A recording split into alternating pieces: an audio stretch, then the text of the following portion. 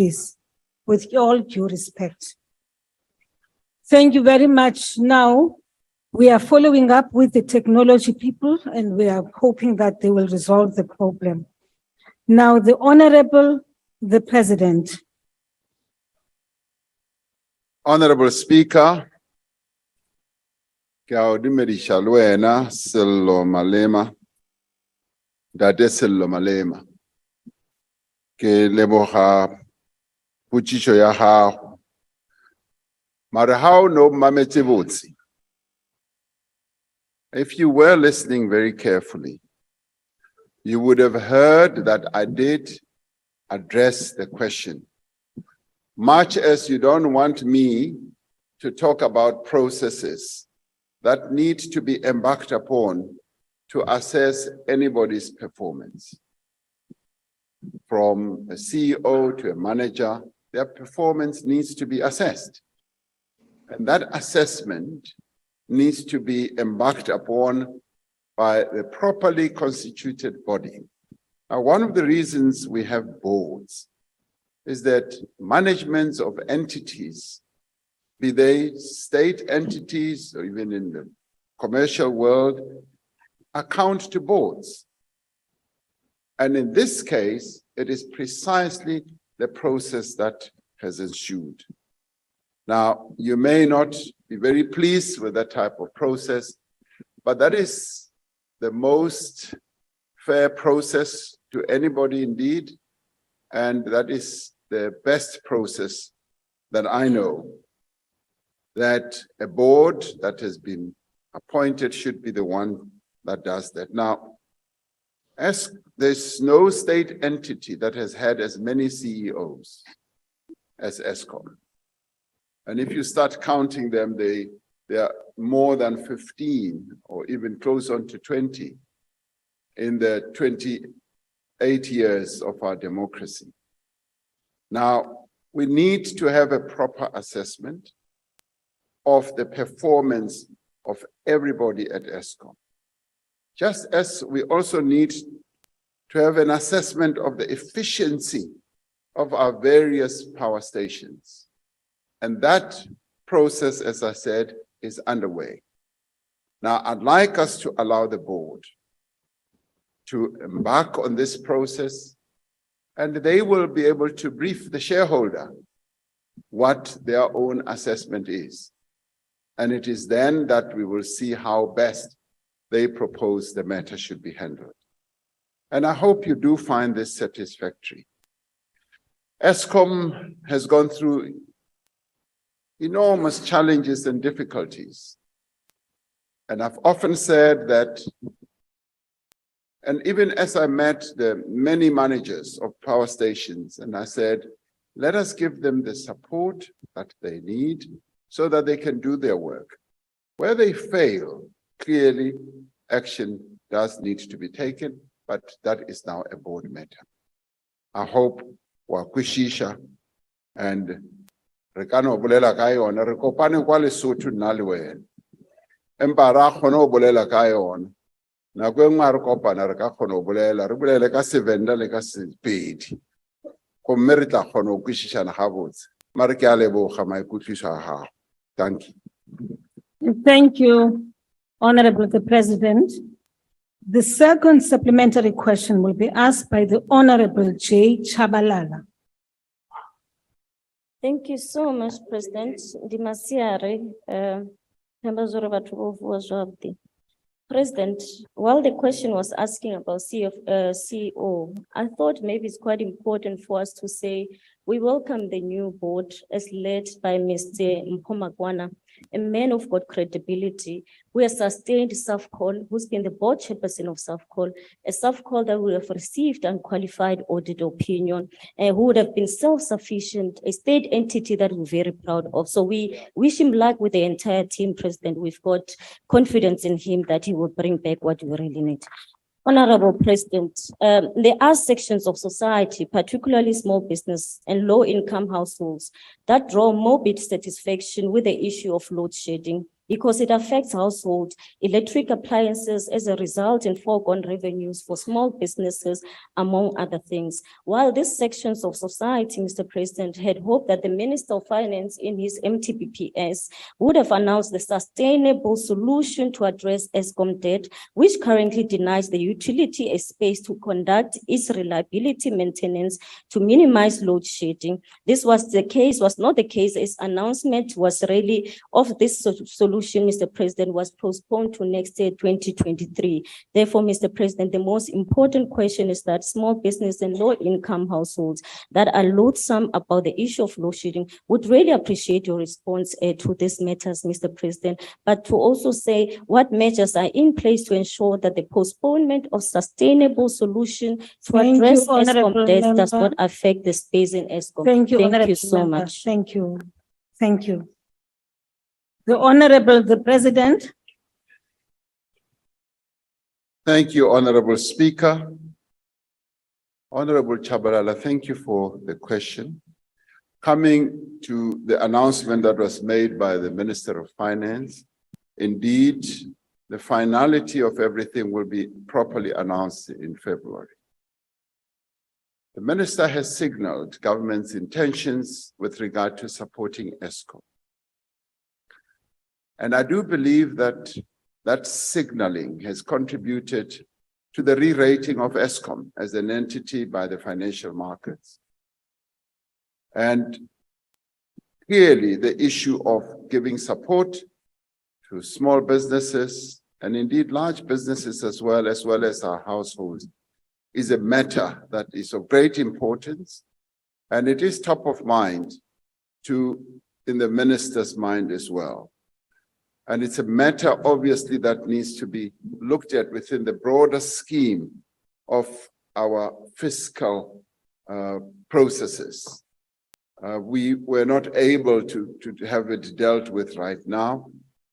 And it is a matter that in the course of our fiscal architecture in its totality should also be addressed, particularly as we address and fund the restructuring and the repositioning of Eskom, because Eskom needs continuous funding.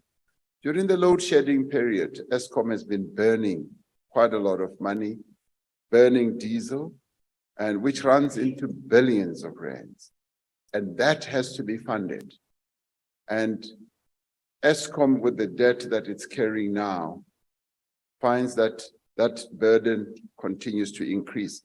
And it is for this reason that the state or the government felt that we should make an intervention and support Eskom. And in the end, supporting Eskom would be supporting the people of South Africa as a whole. Thank you, Honorable Speaker. I thank you, the Honorable the President. The third supplementary question will be asked by the Honorable E.M. Buthelezi. Honorable Speaker, we'll take it from this side. He's not connected. He's having network issues. Thank you, Honorable Speaker. Mr. President, I think my question is very relevant now, considering your response to the previous speaker. The amendment of Schedule 2 of the Electricity Regulation Act to exempt embedded generation project of up to 100 megawatts from having to apply for a license allows for more private sector investment in electricity generation capacity without any public funding, with the aim of reducing the risk of load shedding. Given that, according to The Economist, the economy is taking a severe strain due to the worsening breakdowns at Eskom and marching the Republic into a technical recession. What challenges have been experienced in the private sector in generating electricity capacity? Thanks. I thank you, Honorable Member. The Honorable the President. Thank you, Honorable Speaker. The private sector has leapt up to the opportunity of generating electricity, whilst at the beginning, the applications seemed to be few they have now been increasing by leaps and bounds. And we're finding that a number of companies are coming forward, from your heavy metal and mining companies to a whole range of others. So I would not say that they are experiencing challenges. The good thing, as you correctly say, is that their generation is not going to be funded by the public. They are going to be funding the generation, and any excess will then be pumped into the grid.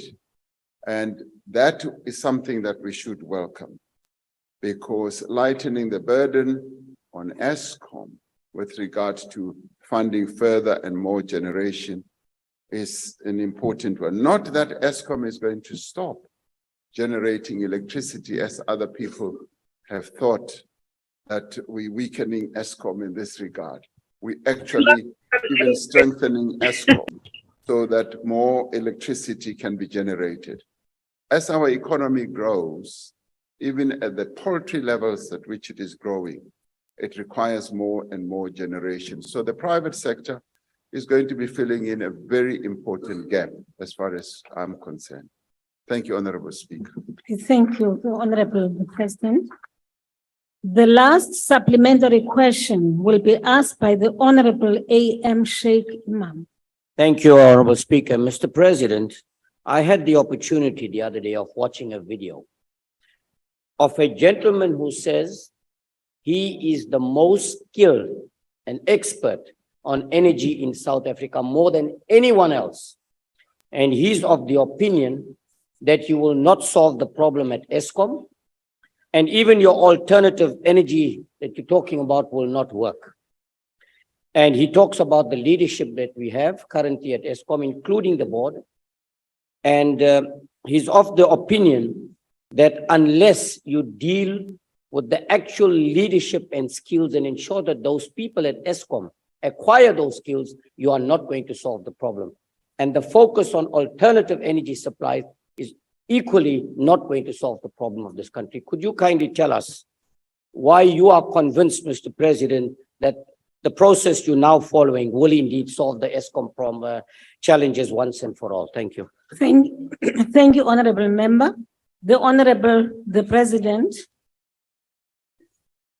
Thank you, Honorable Speaker.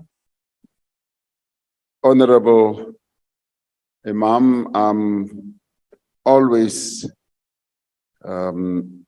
ready, willing, and prepared to meet people who characterize themselves as the best, as the only ones who have the solutions. Those are the people that I'd like to meet, because they obviously, I say we don't have the monopoly.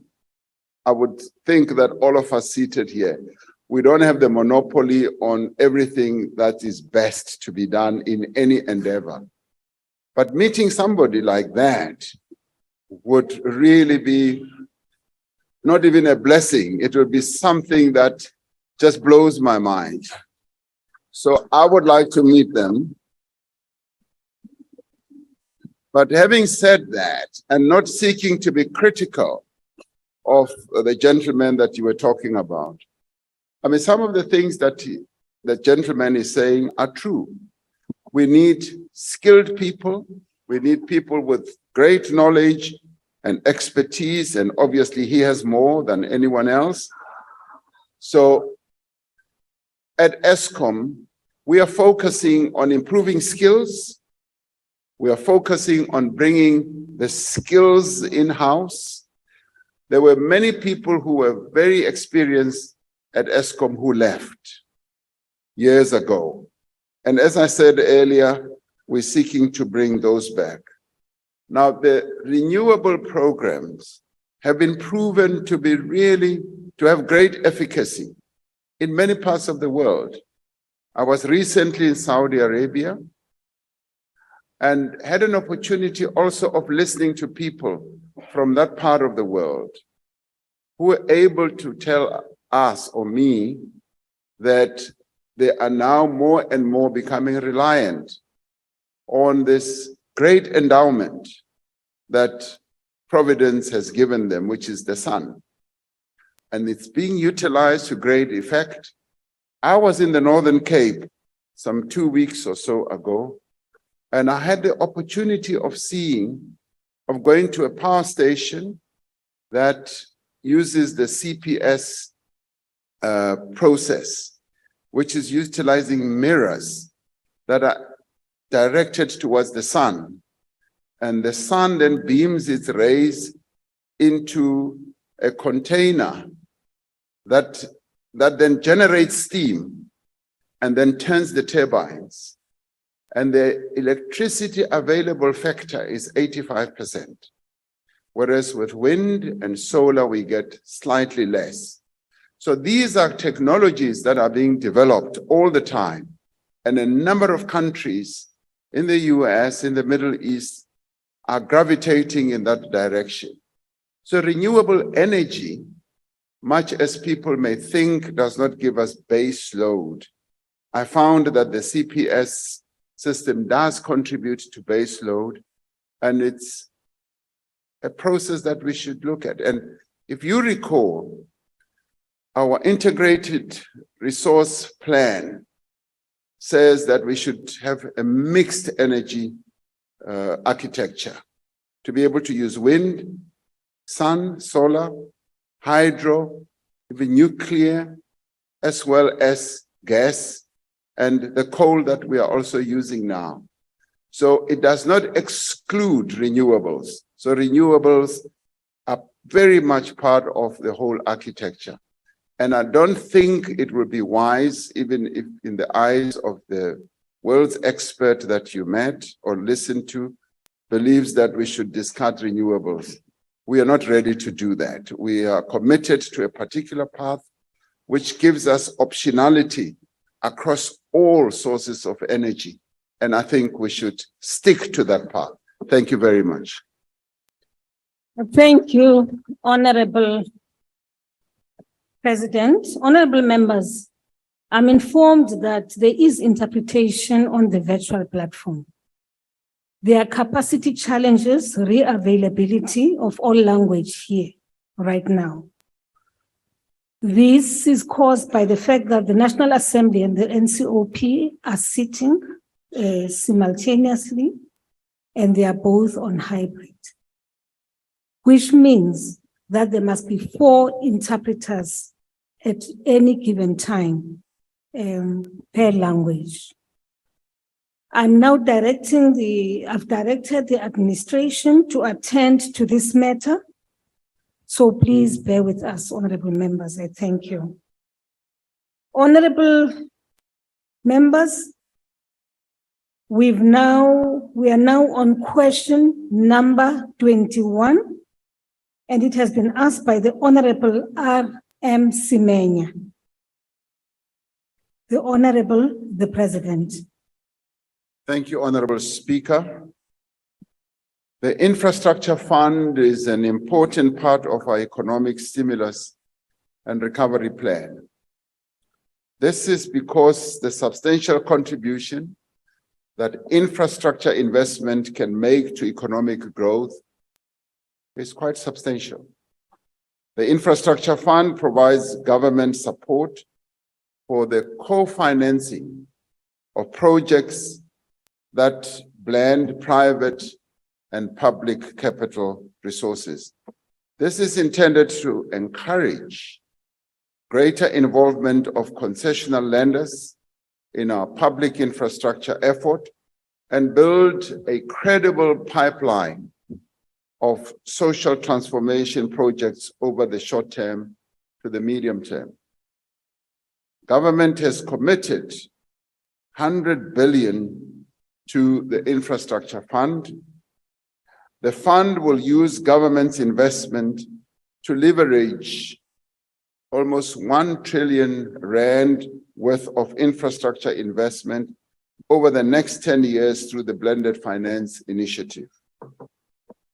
The fund itself aims to support projects in a variety of sectors, be they energy, water, transport, digital and social infrastructure.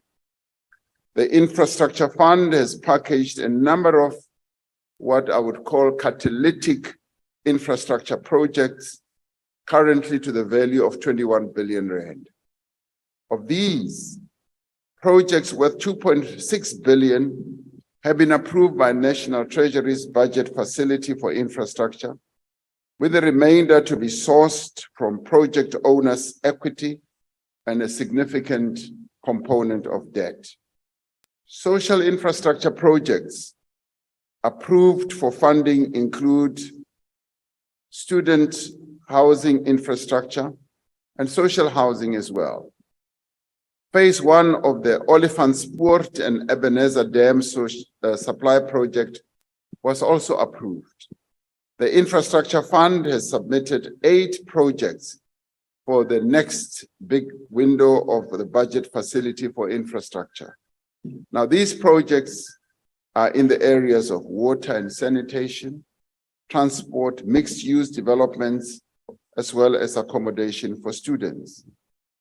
The fund has played an important role in packaging social infrastructure projects, such as this Gauteng Schools program, which aims to design and construct schools in the province. The fund is collaborating with government departments and institutions to expand blended finance project pipeline.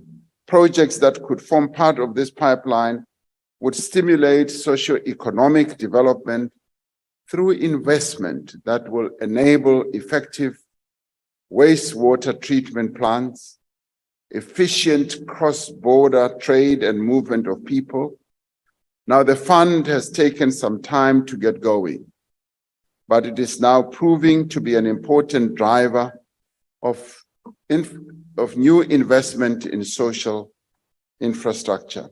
And I do believe, as I said when I announced the foundation or the formation of this fund, that it is going to contribute greatly.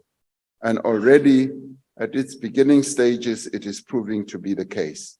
Thank you very much, Honorable Speaker. Honorable the President, the first supplementary question will be asked by the Honorable R.M. Semenya. Thank you, Mr. President. The answer, Your Excellency, building a capable developmental state underpin the 7 priorities of the 6th administration so as to address the weaknesses of the state capability and corrupt practices which led to the weakness in efficiently implementing project infrastructure development. The success of the infrastructure funds is dependent on the success of the project delivery and the capability to efficiently implement projects, particularly when financed through blended finance, which includes debt contractual agreements. My follow-up question, Mr. President, is how will the government ensure that all implementing agents has adequate capacity and technical capability to effectively manage the project cycle to improve the infrastructure development within the project scope? I thank you, Mr. President. Thank you, Honorable Member. The Honorable the President. Thank you, Honorable Speaker. Honorable Semenya, very, very briefly, one of the areas that we focus attention on, particularly after I appointed Professor Cyril Ramaphosa, who is a civil engineer, is that we should focus initially on project preparation. We found that to be a great weakness in government, that many projects are not properly packaged and there is very little proper preparation. And when you don't have proper preparation, that is often done by your experts, your engineers, your accountants, and all those type of skilled people, you find that in the end, you embark on a project, there are cost overruns, faulty designs, and a whole range of other anomalies.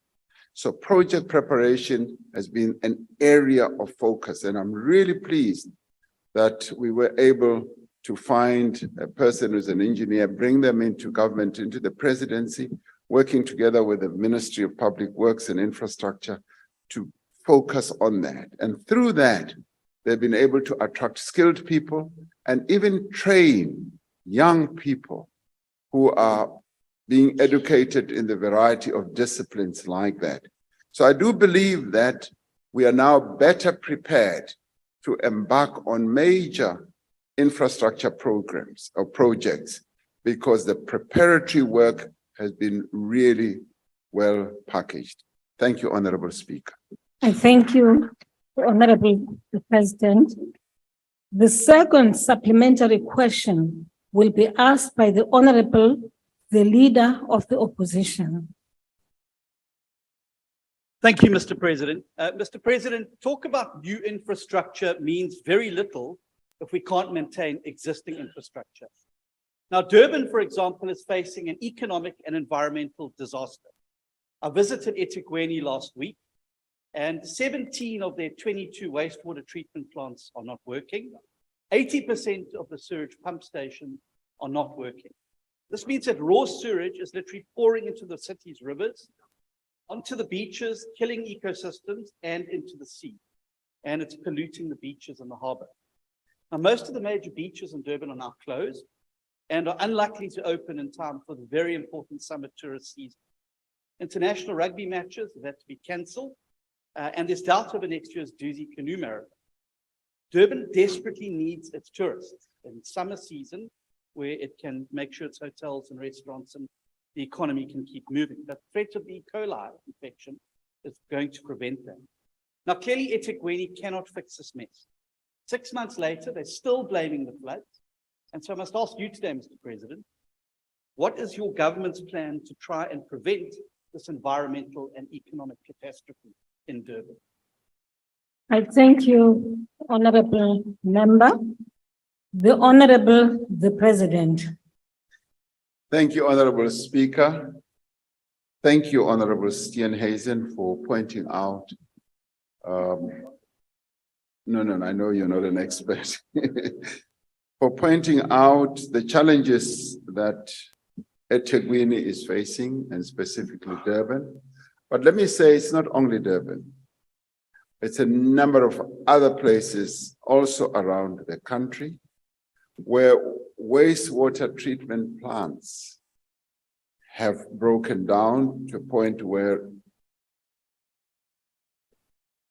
sewage just runs in our streets, yes, into the rivers, and finally, as the rivers empty into our seas and our beaches, impacting negatively also on not only tourism, but business generally, because the more our cities and towns are not properly maintained, the more investors will just flee and not find our cities attractive.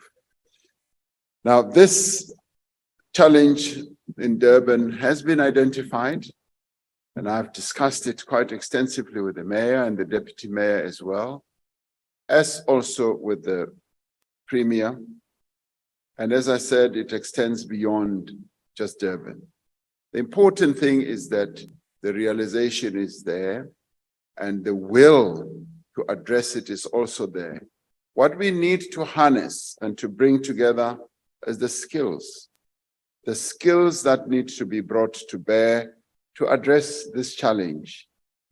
And I can give you a good example of another municipality, which I've been given quite a bit of information on, in the Free State, Machabeng, where their wastewater treatment plants had also broken down, many of them, and I just forget the number, but it was well over 80%. And all that the new mayor needed to do was to bring in skills, to lay out the funding, to ensure that the funds will be used properly. The municipality had lost skills. It no longer had engineers. It no longer had the technically well-trained people. And what he has sought to do is to employ those skills, bring them in-house, and get them to focus on addressing those challenges. Now, you will find that this is a common problem in many parts of our country, and this is now a reality that we have to address. The beginning parts of your question was that we've got to focus on maintenance, and that's absolutely true. And even as we look at our infrastructure rebuild, we're focusing on saying, let us maintain the infrastructure that we have. And even as we build new infrastructure, allocate a budget for maintenance. You've got to have a percentage of your budget that will be focusing on maintenance. So you're absolutely right. And these are areas that are being focused on. And I'd like to say not only for Durban, but have to be focused on throughout the country. And thank you for bringing this to the attention of the House as well. Thank you very much. Honorable the President, the third supplementary question will be asked by the Honorable N.V. Mente. Thank you very much, Speaker. Mr. President, the immediate and urgent social infrastructure development that South Africans, especially the impoverished communities, need right now is water, electricity, and sanitation infrastructure. Our people drink water with animals, do not have affordable and dependable electricity, and their streets are lined with raw sewage. I challenge you, Mr. President, to go to Bloemhof, Wadimane local municipality in the Northwest, to see how our people open the door only to step into the raw sewage, and their children are always sick. In fact, this is the case in all Black townships and villages in this country. What's even worse, Mr. President, with what you are saying of Machabeng, all municipalities in South Africa do not have capacity to maintain or build infrastructure. Yet you always throw around big figures of social infrastructure development. And this does not translate to any quality service to our people. And yet, lately, Mr. Direte confessed in Parliament that indigent households are not even 50% of those that were supposed to be receiving free electricity. And this is because your municipalities are not registering indigent. So are they not providing water for free in our communities? Now, Mr. President, what must happen in order for the municipalities to be capacitated and ensuring that they take care of our people, not take care of the elite? Thank you. Thank you, Honorable Member. The Honorable the President. Thank you, Honorable Speaker. Honorable Mente, you have just really articulated precisely the issue I was seeking to address in relation to a municipality like Machabeng. And indeed, Lekwatimane, the ward that you mentioned, would also fall in that category. And you're also alluding to another major challenge. We do find that many of our municipalities do not register a number of our citizens who are unable to pay on the indigent register. Treasury has budgeted that, yes, the state or government will assist those who are poor, from poor households, those who are not able to pay for water, electricity, and make a meaningful contribution. But I often find that when we interact with our people, they complain about the high costs of this and that. And when you ask them, are you registered on the indigent register? We find that they are not. And yet the municipality should make it their duty to see which households are paying or not paying, and find out the reasons why people are not paying. You seek to know, what are we going to do and what are we doing? Yes, we talk about all these big figures. Yes, we're focusing on social infrastructure. But in the end, as I said in answering Honorable Steenhuisen's question, it is a question of capacitating our municipalities. And we've admitted that one of the areas of weakness in our state infrastructure or state structure is the local government level, where we do not have the requisite skills that many of our towns, and indeed it is our townships that suffer the most. We do not have those skills, and developing those skills and making sure that those skilled people do stay in those areas. One of the problems and challenges we have is that some of our small towns are not able, one, to can afford the services of an engineer, and those who are well qualified as engineers often want to be near or in the big cities. So it's a question of competing for those skills and bringing them into your small towns. But at the same time, as we address this, we also have to address another problem, which is corruption that is endemic in a number of these places. And you mentioned taking care of the elite. We find that in a number of places, only a few people almost capture the municipality, are the ones who largely benefit, but that benefit is not commensurate as service providers with the services that they provide. So these are problems that we are aware of, we are addressing on an ongoing basis, and capacity building and capacity enablement is one of the areas of focus. Thank you. Thank you, Honorable the President. The last supplementary question will be asked by the Honorable B.N. Heron. Thank you, Madam Speaker, and thank you, President. Mr. President, the spatial inequality is probably one of our most visually obvious legacies of apartheid. The spatial apartheid, or spatial foundation of apartheid, segregation and oppression based on race, plays out in every aspect of our lives. It is the foundation of exclusion, of inequality, and of poverty. And we have failed to address spatial inequality. In fact, over the last 30 years, we've probably perpetuated it. Through our housing program, we've relegated poor, mostly Black South Africans, to live on the outskirts of towns and cities in huge suburbs of poverty.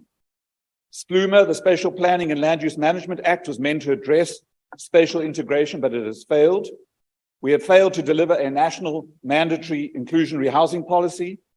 Mr. President, obviously we must address the lack of social infrastructure where people are living, but where people live actually matters. And that's what we need to change. Mr. President, what steps will government take in order to address the perpetuation of spatial inequality and rather move towards integration? Thank you. I thank you, Honorable Member. The Honorable the President. Thank you, Honorable Speaker and Honorable Heron. Thank you very much for that question, which we will in part address in the next following question. The spatial inequality in our country is one of the horrible legacies of apartheid and of our past, because it has to a large extent resulted in the poverty that our people face and the inequality as well. Now, yes, you are right. When we got off the starting blocks of our democracy and started off with providing housing to our people, we started just expanding away from our cities and towns. Instead of densifying, bringing poor people into the city. All over the world, in many places in the world, poor people live inside or near the cities. We have just exacerbated the situation by moving them on outside. And you mentioned a very good concept, that the mandatory inclusivity of spatial planning. And that is precisely what we're now beginning to focus on. With the social housing programs that we've now embarked upon, where we now need to have social housing and build up rather than continue spreading out, it is one of those issues that we now need to address. So densification in the end is the answer. In the end, it is local government. Local governments are the ones who usually own the land in the vicinity of towns. They're the ones who are in charge of town planning. And another problem, of course, skills such as town planning are short and far in between. We just don't have good town planners like the Romans had. The Romans had great town planners. They were able to build cities.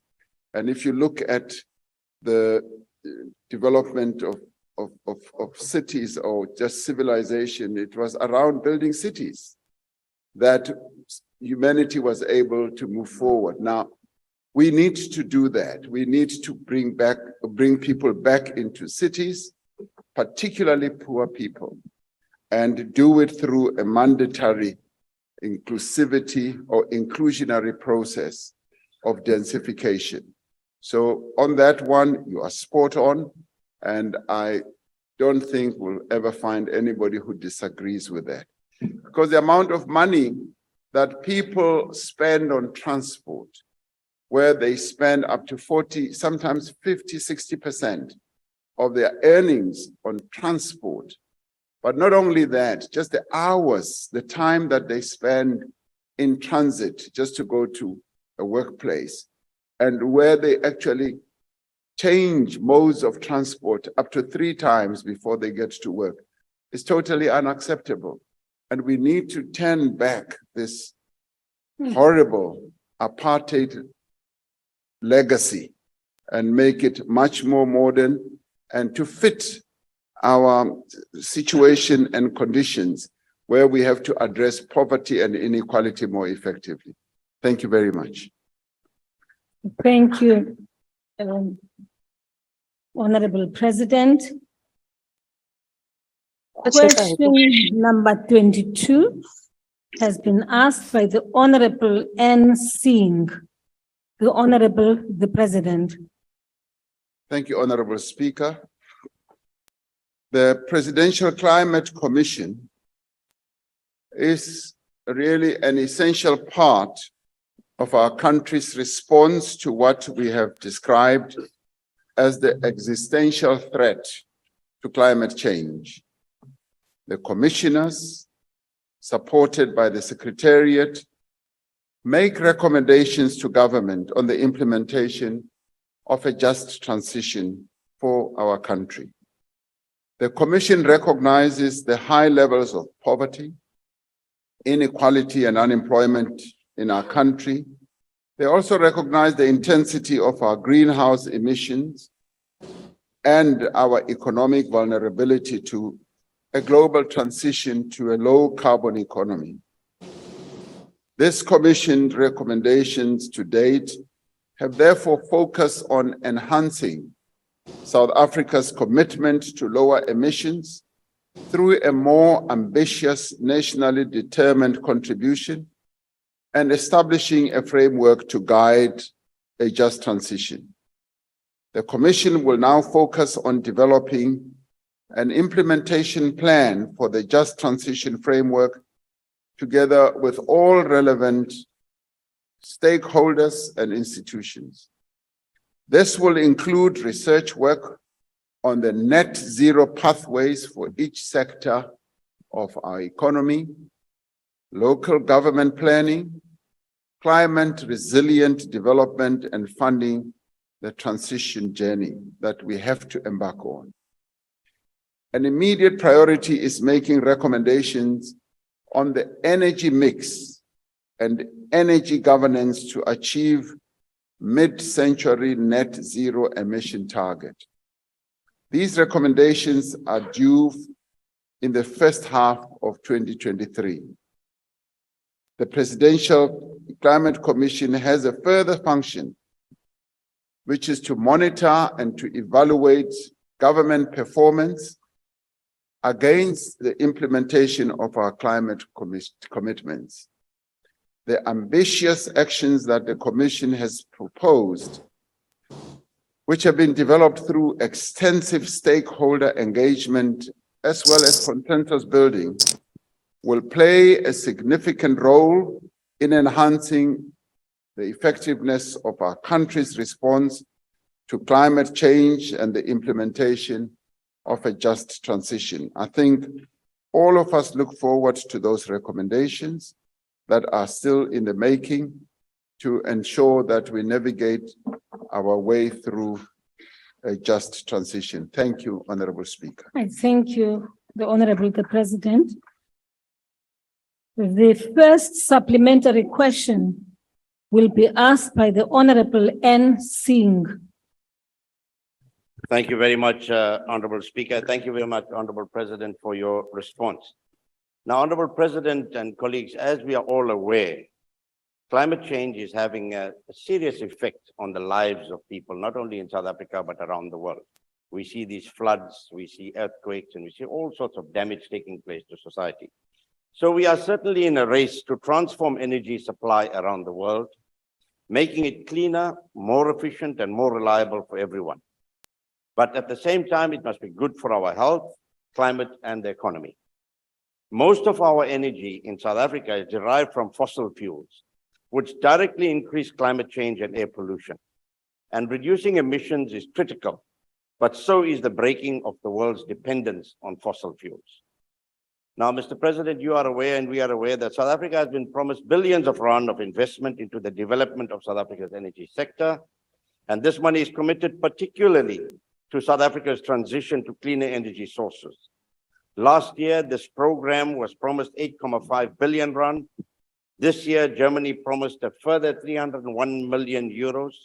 The president of the government of Spain announced that Spain will make available approximately 2.11 billion euros in the coming 5 years to support the participation of Spanish companies in renewable energy and climate-related projects in South Africa.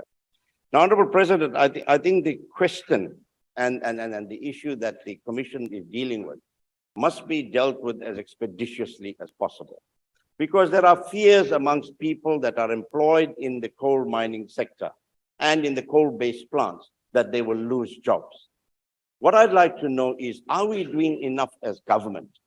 And are we going to impose conditionalities on the private sector who want to enter the clean technology market, that there must be aggressive upskilling of those who may be found redundant in the coal firing plants so that they could be employed either by Eskom as Eskom transits to cleaner energy or employed in the private sector. And this will provide a salutary effect on the fears. We cannot have any roadblocks along the way towards cleaner energy. So I'd like to know your view on that, Honorable President. Thank you. I thank you, Honorable Member. The Honorable the President. Thank you, Honorable Speaker and Honorable Singh. What you're articulating is precisely what we're focusing our attention on. Just so that I can just not really correct you, but just give you the real figure. It's not 8.5 billion rand, it's $8.5 billion. So it may sound substantial. The $8.5 billion may sound substantial, but it isn't. It isn't. The World Bank has projected that we will need a couple of trillions of rands to navigate our way through to a proper and just transition. Now, I've been looking very closely even at this offer that has been made, and we are going to discuss it with the Climate Change Commission, because we need to look at it more closely. It was a breakthrough agreement for us as a country. Other countries are lining up. I know Indonesia is lining up, and Egypt and a number of others, to do probably similar, maybe even better deals. So there is a race in the world to capture the funding to address what we have to address, which is our just transition. So there is no other way than to do so. Now, our coal-fired power stations, a number of them are nearing the end of their lives. And as they come to the end of their lives, there needs to be a just transition between that ending, whether it's voluntary or forced upon them, like one of our power stations has reached the end of its life, and we're now transiting rather, to a different form of energy, which is gas. Now, obviously, people will lose jobs. Now, part of the just transition, which is also being championed by trade unions that represent the working people of our country, as well as various stakeholders and civil society organizations, is that we should leave no one behind. And it is for that reason we've adopted as government this rallying call that we should leave no one behind. And as those power stations close down, we must therefore define a pathway for our people so that there must be reskilling, upskilling, and new skills must come to the fore. As new sectors of the economy are then created, particularly in some of those areas. And indeed, that is what we want to focus on. As we close coal mines and as ESCOM makes land available in the area for renewable energy, and as new power stations are built, we want to ensure that our people get jobs in new sectors, manufacturing, installation, the steel industry in the area to construct whatever needs to be done, and a whole range of others. And in many parts of the world where they've done this, they have said it's opened up a new world. I was talking to the Prime Minister of Spain, and who was telling me that they embarked on this journey. And it was a scary journey initially, as people now started losing jobs. But government as well as the private sector came to the fore and new jobs were created. Clearly, we cannot stand here and promise that, yes, there will be, jobs for everyone. There are going to be gaps that need to be filled. And this is where things like conditionalities that you're talking about on the key players, which is the private sector, come to the fore. And we need to address precisely those types of challenges. So it's not going to be an easy journey. And I've been saying that even the money that has been put forward, I want to see more grant funding. More grant funding, because some of these power stations are in areas where economic activity other than the power station is sparse or none is not available. And we need to address the needs of our people, so grant funding. And one of the reasons, and I've been talking to a few heads of states in this regard, including President Biden when I saw him, I've been saying, we in the main, particularly in the South, particularly in Africa, we are victims of the damage that your more developed economies caused to the climate. And he admits that. He says, yes, you are right. We are, as we industrialized and pumped, manufacturing and industrialization, we damaged the environment. And therefore, we need to assist those countries, like many countries on our continent, in fact, all of us, including ourselves, who are also a polluter. We are depicted as, I think, the 12th polluter in the world. But our cause of pollution is by no means near what the northern developed economies have done. So that's why we need to have more grant funding, good concessional funding, and the private sector needs to come to the fore. And we should welcome the position that's been taken by a number of governments, including the German government and the Spanish government, who are going to support some of their companies to get into renewables. So the conditionalities then need to come into play. I hope that answers you. Thank you. I thank you, Honorable the President. The second supplementary question will be asked by the Honorable PMP Modise. Thank you very much, Madam Speaker. Ke a go dumedisa, President. Mr. President, the Presidential Climate Change Commission embraces the concept of social compact in the just energy transition. And government acts as an integrator, also acts as a coordinator and a point of liaison within the social partners towards meaningful contribution towards mitigation and adaptation. Now, Mr. President, the establishment of the Presidential Climate Change Commission, since its establishment rather, what level of successes have government managed to record in terms of ensuring that all stakeholders respond positively and in unison towards the implementation of the climate change mitigation and adaptation plans? What will be the cost of meeting the climate change nationally determined contributions, also known as the NCCs? Thank you very much. I thank you, Honorable Member. The Honorable the President. Thank you, Honorable Speaker and Honorable Modise. Thank you very much for the question. You are absolutely right. What we are seeking to do to address climate change is to do it on a consensus building basis. And you are absolutely right that government has to be the coordinator. But we are very fortunate in that right at the beginning, we decided to set up the commission.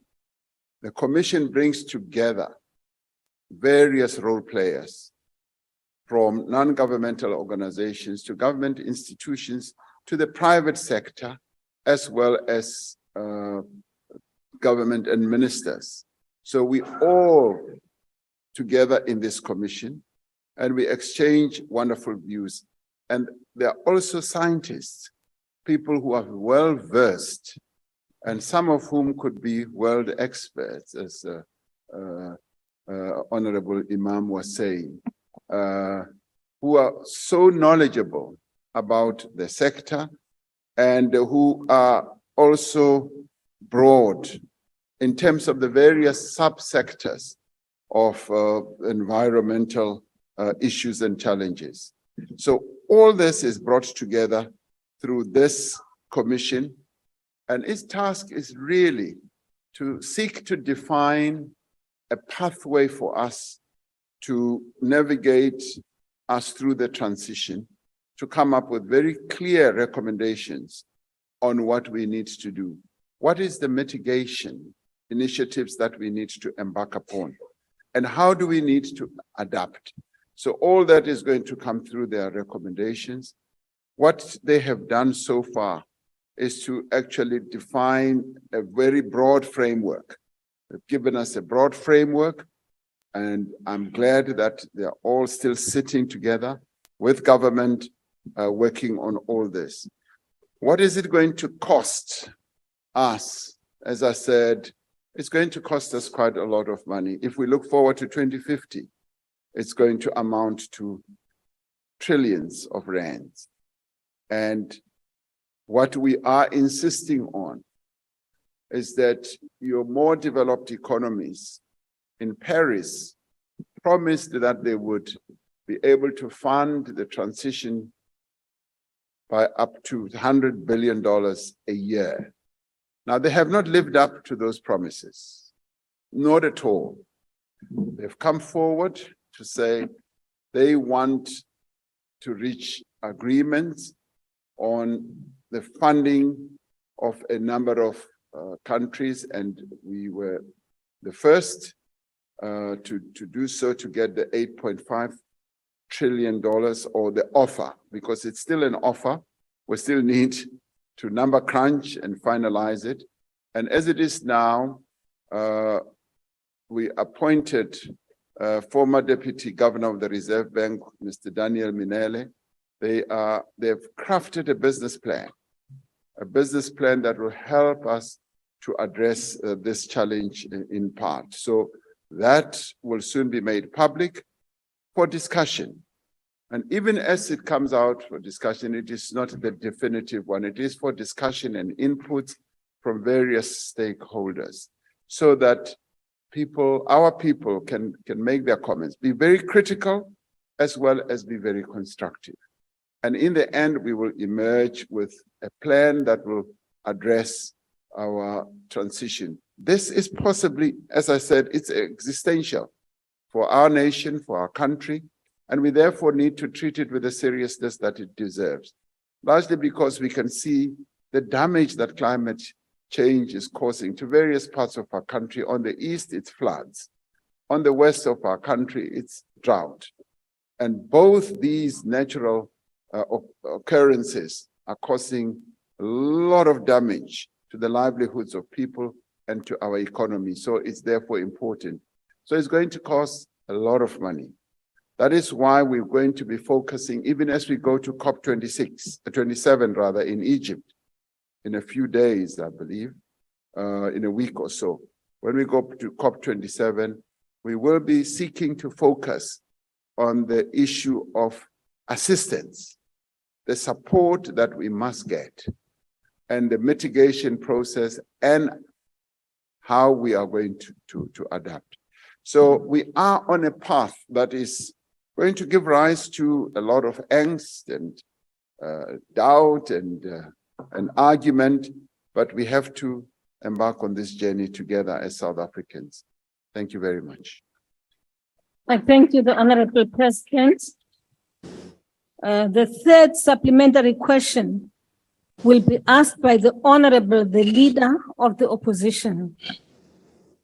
Thank you, Madam Speaker. Mr. President, I'm sure you'll agree that if we want to attract this money, that we need to have credibility. And credibility means not talking one thing and walking something else. It means being consistent. Order, please, order. Mr. President, last week your finance minister stated that taking over a portion of Eskom's debt will only be on the condition that Eskom agrees to invest in what he called the old reliables, coal, gas, and nuclear. So apart from, I think, it being outrageous that private citizens have to take on Eskom's debt now, the statement is also very revealing because it shows that your government is now determined to prioritize coal, gas, and nuclear at the expense of renewables. It also makes it clear that the commitment and the talk about climate change is hot air. So not only is the government doubling down on more expensive energy options that won't solve South Africa's climate problem or our short-term energy focus, it's also doubling down on fossil fuels. How do you square your commitment to fossil fuels with what you've said today about tackling climate change? Thank you. Thank you, Honorable Member. The President. Thank you, Honorable Speaker. I would like to say to Honorable Steenhuisen, there is no double speak on this. We are committed, and one needs to state this very clearly, that we are committed to what is set out in our IRP.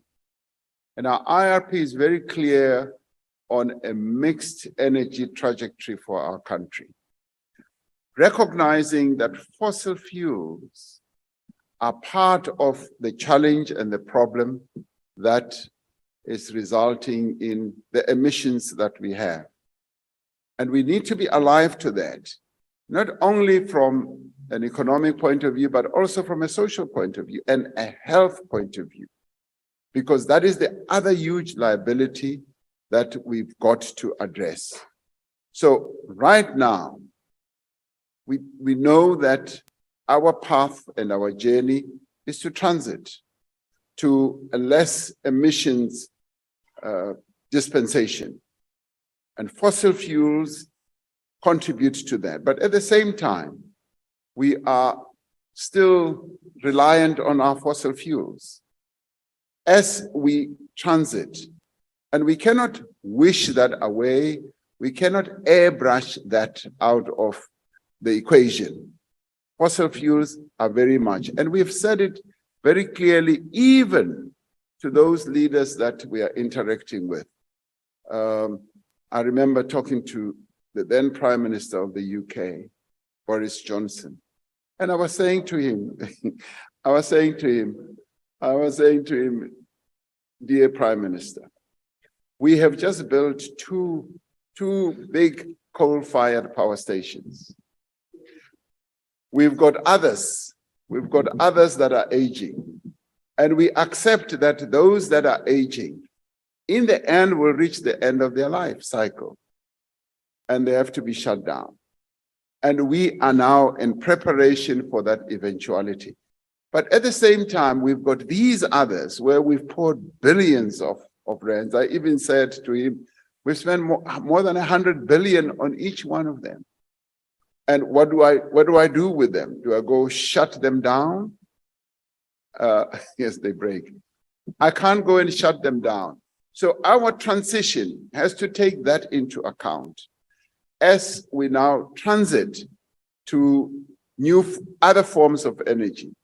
And that speaks to our mixed energy journey or architecture, because fossil fuels are still very much a part, but with time, we are going to be, and almost without even doing, saying so, we are going to be exiting from those fossil fuels as we now embark on a new direction. So what the Minister of Finance was saying is that there's gas, and gas is being found around our country by a number of players. And one was telling me that they found gas in unimaginable quantities around our country. And what do we do with it? Do we just ignore it, or do we utilize it? As it is now, we are using partly gas to fire some of our power stations. So we need to utilize that. Nuclear is very much part of our energy equation as well. Koeberg is, and we're the only nuclear sort of generating power on the continent. Do we shut it down? No, we can't. Do we refurbish it so that it continues a little bit more? Yes, we do, and spend money to do so. Now that talks to the energy mix that we've got to embrace.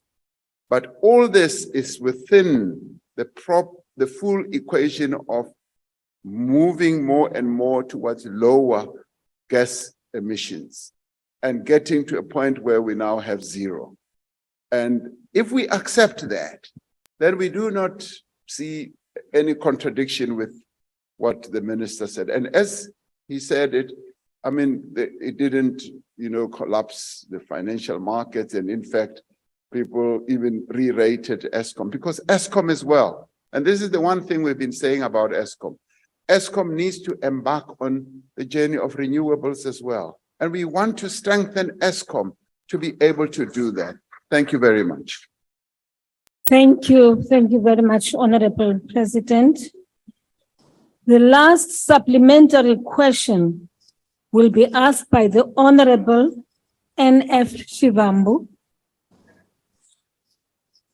Thank you very much, Speaker. So at the end of the 2021 United Nations Climate Change Conference, this COP26 in Scotland, the President of the United States, Joe Biden, announced that the group of 7 new colonial countries will allocate the $8.5 billion, which is 120 billion rands, to decommission all coal power stations in South Africa by 2030, which is about 8 or 7 years, because this year has come to an end already.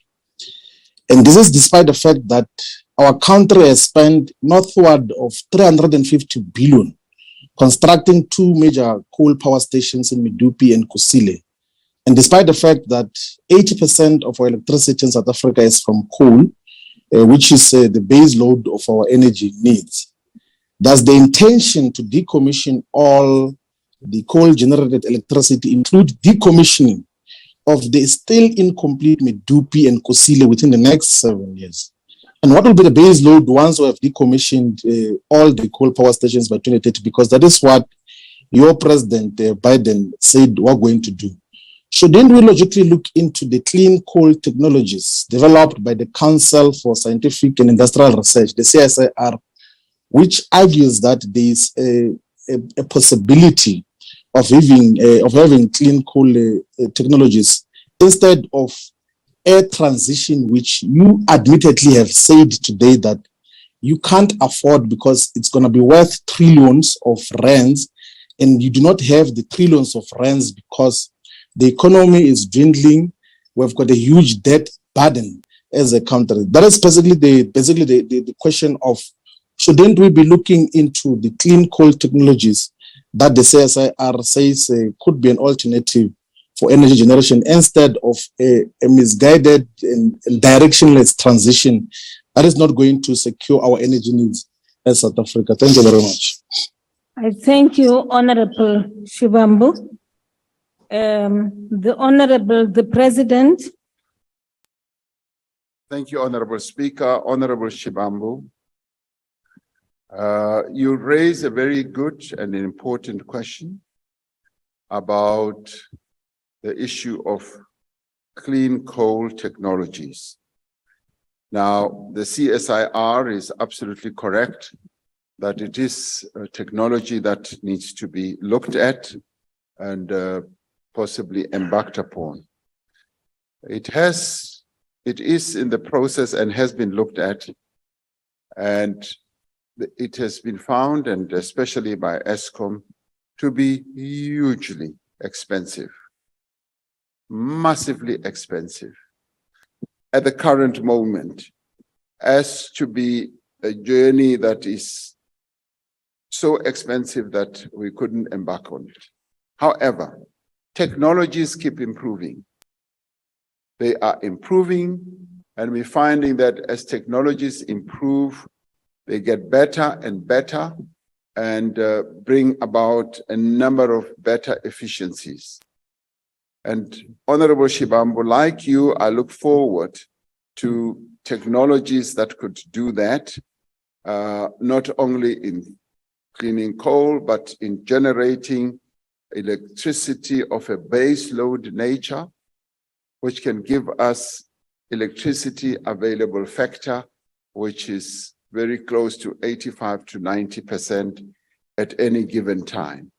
So I bank my hopes on new technologies, and these technologies will be right across the board and will cover a number of the energy mix areas that we have, whether it's coal, the fossil fuels rather, hydro and wind, as well as sun. As I was saying earlier, I went to the Northern Cape and saw a slightly different technology. It's renewable, yes, renewable, but at the same time, it uses the sun rays or solar in a different way other than pure solar, the panels. So those are new technologies that are developing on an ongoing basis. So if we are able to find technologies that will make energy generation a lot better, more efficient, cheaper for us, yes, that's the journey that we want to embark upon. Thank you very much. Thank you, Honorable President. Now, question number 23 has been asked by the Honorable P.J. Groenewald. The Honorable the President. Thank you, Honorable Speaker and honorable members. Black or broad-based Black economic empowerment, affirmative action, and other transformation policies were essentially introduced to address the imbalances that were created by years of apartheid misrule in our country. Now, while progress has been made in empowering Black people and women in our economy, the benefits of this progress truly have not yet been felt by all South Africans. These policies are not only about justice and redressing historic injustices, they are also necessary for economic growth, for job creation, because they open up the economy to Black people, professionals, entrepreneurs who over the years of apartheid were legislatively, convention-wise prevented to build the capital base that they needed to participate in the economy of their own country.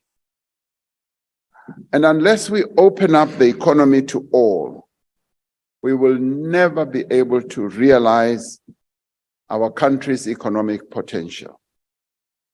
Because we've had a minority that has been so well empowered and endowed to the exclusion of the majority. Honorable Groenewald, I was saying to someone the other day that in this generation, and I want you to have it clear in your head, in this generation, I do not know many Black people who have inherited wealth from their parents. And yet on the white side in this country, nearly every white person has inherited something from their parents. Now, that already tells you the inequality that has persisted in this country. So there's been generational poverty. Poverty is what our people have inherited from generation to generation to generation. And that is why you have the majority of South Africans. And you see how it manifests itself. You see it by having the number of indigent families who cannot afford to pay for the services that they need, electricity, water, and all. Why is that so? Because they're poor. They have nothing. Now, these policies were therefore introduced. They were therefore introduced to ensure that Black people do have a meaningful stake in the economy of their country and are able to pass on something other than poverty to the next generation.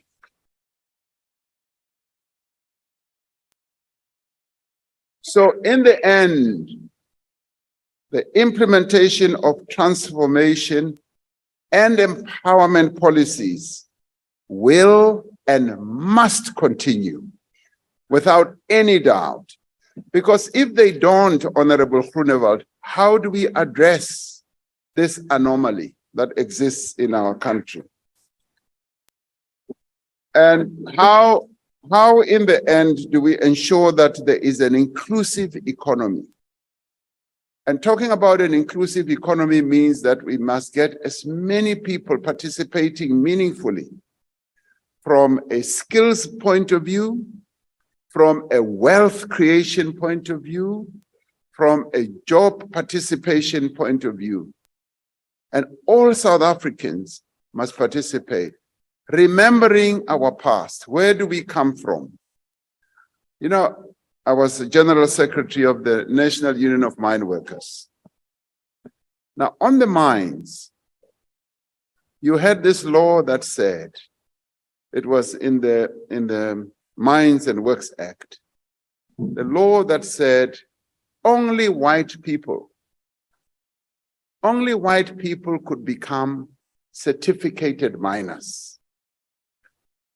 And Black people, Black workers whom we organized, who did the rock drilling, the charging of the holes, the blasting, the cleaning of the haulages, but particularly your guys, the guys who actually charged the holes. And all the white miner would do, after they've connected all these holes, he would come and have a look and press a button and it detonates. And by law, that person was privileged and he earned almost 20 times more than all the others. Now that was exclusion. That was exclusion because a particular law had been crafted in this parliament of the old, to advantage just white mine workers. And the black mine workers who did all the work were prevented to participate in the closure. So what happened to them? They continued to be poor in the rural areas of our country. And in the end, they ended up with nothing but silicosis and other diseases. And white mine workers were so privileged. They lived in the suburbs. They had great salaries, cars and houses and what have you. Now, if you look at that historic imbalance, surely everyone must agree that we've got to correct that. Surely everyone must agree.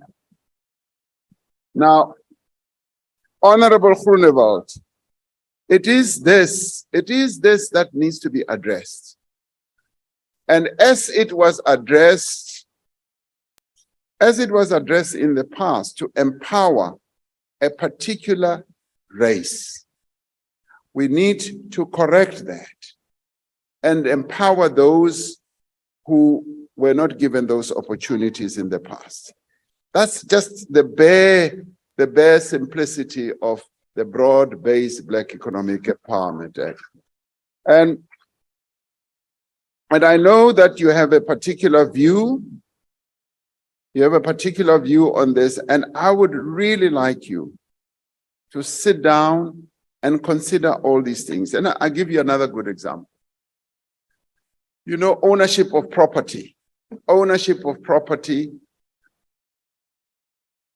was denied to Black people, particularly in your town areas and all that. And in any event, 87% of the land was just reserved for white people and 13% to Black people. How do we deal with that? Do we leave it as it is, or do we do something about it? Now, by law, Black people were prevented from owning land. Now, all those policies of the past, they have to be addressed.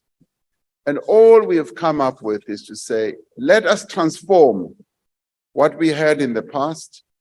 Let us have a more inclusive economy. Let us include every South African to participate in a meaningful way in the economy of their own country.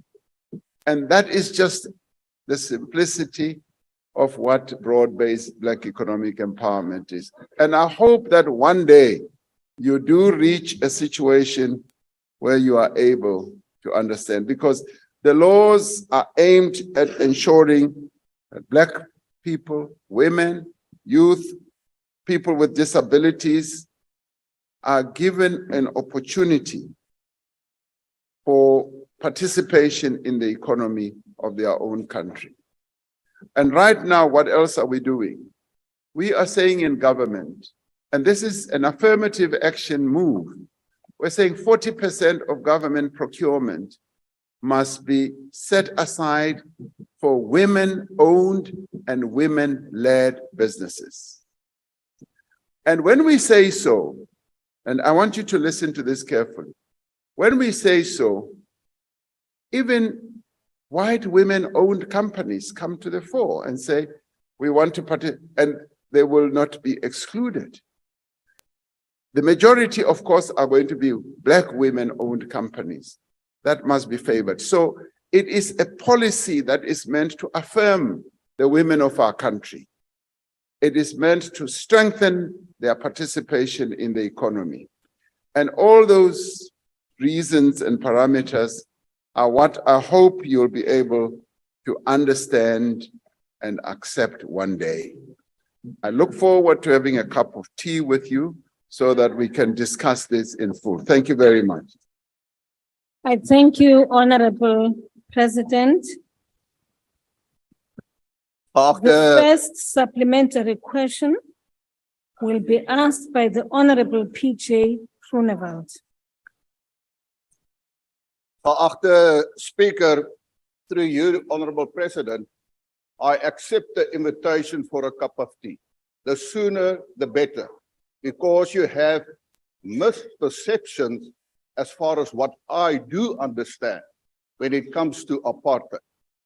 But, Honorable President, in my limited time of 2 minutes, why then, in your campaigning for the 2019 election, you said in the Western Cape, you wish you could tie the white young people to a tree in South Africa to prevent them, I can show it to you, to prevent them leaving the country. So in election time, you want them, creating the impression we need your skills. I have heard only today, many times the words skills. Now, Honorable President, I have said it numerous times. When it comes to affirmative action, the white people do not ask for special treatment. They do not ask for preferential treatment. They only ask for equal treatment. And they do have skills to build South Africa. Let me say this to you. The people, and specifically the white people Honorable who is members. in South Africa wants to build South Africa. But with your policies, you draw a line through it. Honorable Chairperson, or Honorable Speaker, throughout, since the mid-90s, the Freedom Front Plus has said that affirmative action and Black economic empowerment is going to destroy the economy of South Africa. What we need is skilled people who wants to build South Africa, and there should be only one criteria, and that is merit. Forget about color. Think about merit. Now, it took 25 years and a Zondo Commission to determine that the way you did cadre deployment under the smokescreen of affirmative action and destroyed the economy under the smokescreen of Black economic empowerment, to say it is unconstitutional. Now, my follow-up, Honorable President, is in March this year, Transnet announced that they will do away with BEE to ensure that they fulfill their operational requirements and can obtain their economic goals. Are you going to allow it also with other state-owned Time is enterprises? Thank you. over, Honorable Member. Thank you. Thank you, Honorable Member. The Honorable the President. Thank you, Honorable Chair, Honorable Speaker. Honorable Groenewald, yes, I do long and hope that we will, and seriously, have an opportunity, and possibly when I'm next in Cape Town, we should be able to do so. Maybe even have a dinner or lunch and have a discussion, a proper discussion on this. Because I just want to correct this. Yes, I do. If I had the possibility to tie white South Africans, young people, to a tree so that they don't leave the country, I will still repeat that statement because we want them here. They are South Africans. And that is why the policy of our country, of the organization I lead, is that South Africa belongs to all who live in it, and we want them to be here as well. Now, having said that, Black economic empowerment is not the enemy of meritocracy. It isn't. And the two are not mutually exclusive. It is important that, yes, as we foster transformation, as we foster the empowerment of Black people, the women of our country and so forth, we do look at merit. But what we need to focus on is transformation that is inclusive, that will include all the people of our country, because we come from a horrible past, and we must admit that. A past that said a certain race cannot be included. So we are saying include everyone. And yes, look at a number of factors, including merit, including regions where people come from, including the gender and all that. So all those are considerations that need to be taken on board. But transformation must be at the center of it all. And the twin sister or brother will be the others, merit, as well as ensuring that we have skilled people to do the jobs that need to be done to take our economy forward.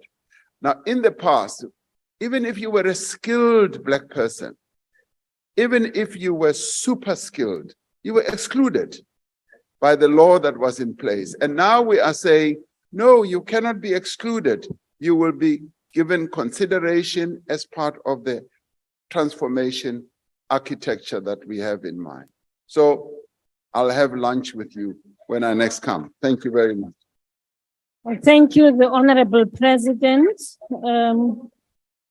The second supplementary question will be asked by the Honorable TV Mashele.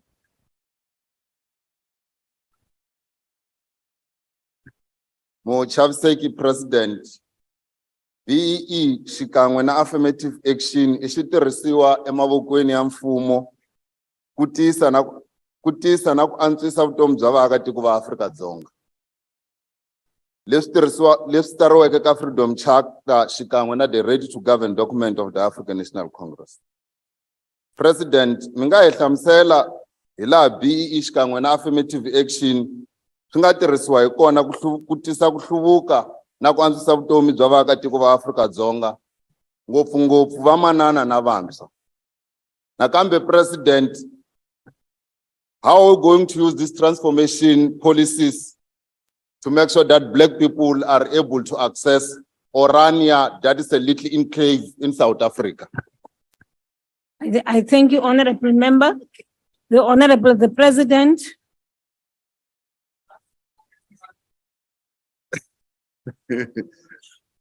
Geachte Speaker, can I just mention, and you did say. Is that a point of that order? No, point of order. I just want to put on record. Yes, Honorable Member. Listen and get wise. Order. You did say that there's no translation services. I would very much like to hear or heard what the Honorable Member said, but I couldn't, so. Honorable, order. But we also don't hear you when you speak in Afrikaans. Okay, honorable members, please. Honorable members, I understand. Can you wait for me to rule on the matter? I gave you information earlier on, which is that those of you who are on the virtual platform, it is easy for them to access translation, even though limited. However, those who are here in the chamber, it is true that there is a problem. Currently, there are two sittings. There's the NCOP and the National Assembly sitting. And therefore, there are challenges in relation to our translation services. But this is a matter which is being dealt with, which is being attended to, and hopefully in our next session, we will not have such a problem. Now, in other words, Honorable Member, Honorable Grunewald, I plead for your patience that in this instance, actually, there are many of us who are very confused about the language issue now because there is no limited translation. So our sincere apologies, but allow the,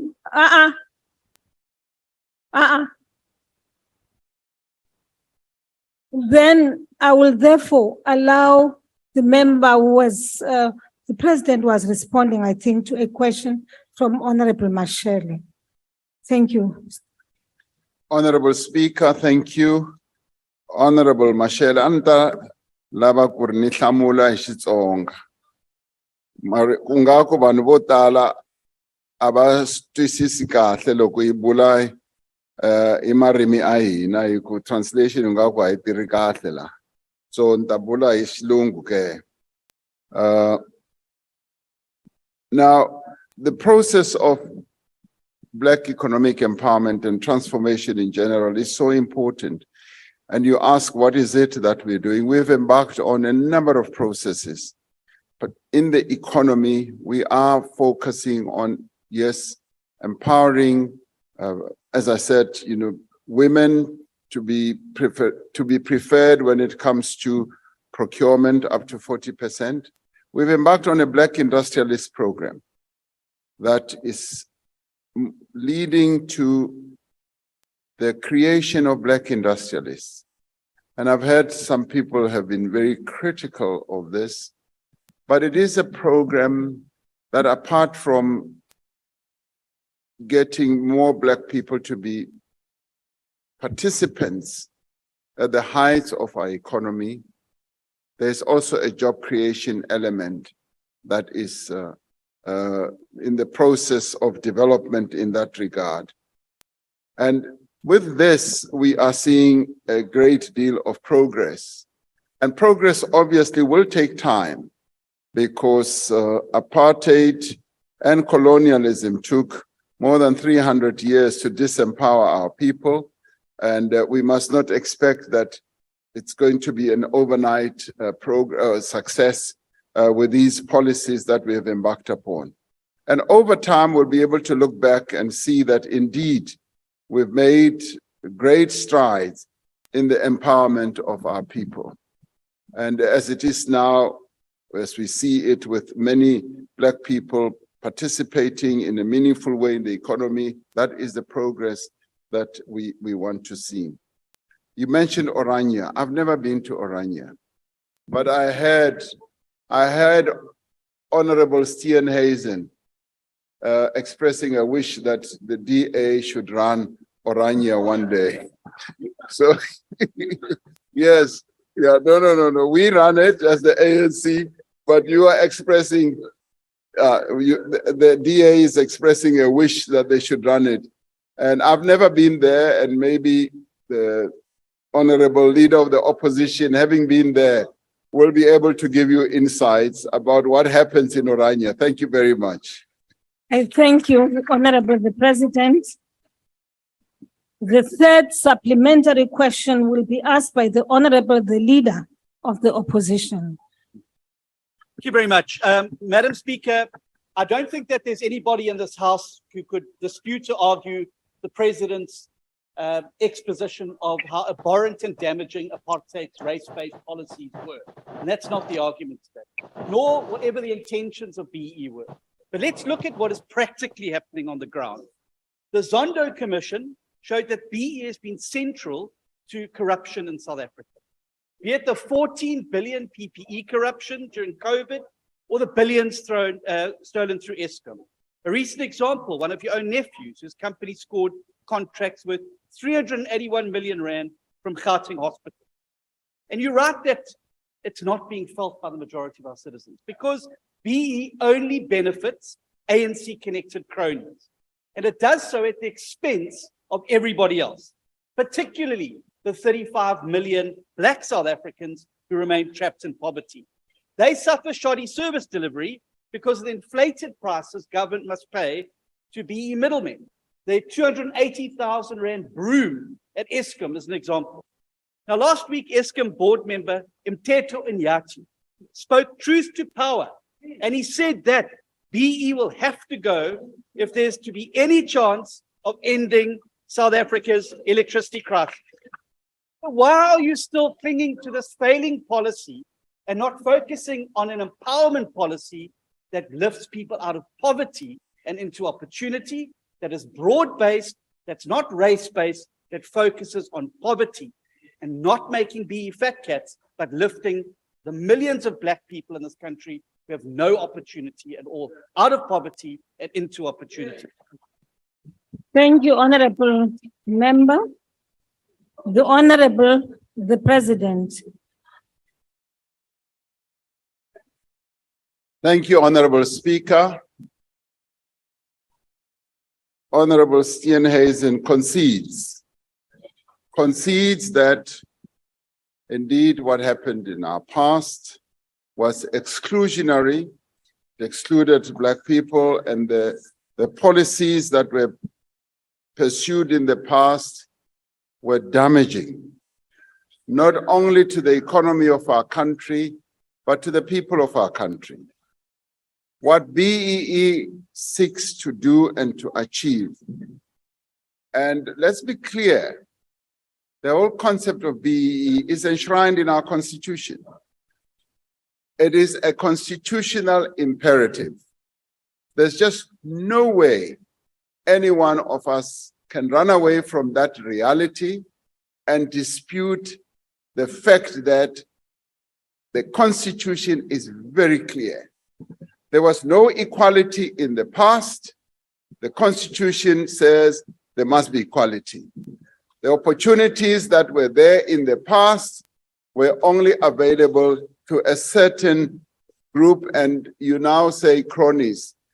And I don't want to be disrespectful to the white people of our country and reduce them to by any term. But the policies of the past favored them.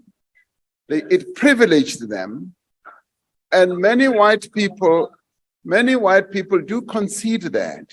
They do say, yes, we were privileged over and above the Black people, the majority of people in our country. So that is a given. And now that being a given, we've got to correct that. And we correct it by applying the terms of our Constitution, not what is in Honorable Steenhuisen's head. No. And we address it by saying, and I was asked to lead the Black Economic Empowerment Commission, and we came out with a report that said, you've got to broaden economic empowerment. It must not be the exclusive right of certain few people.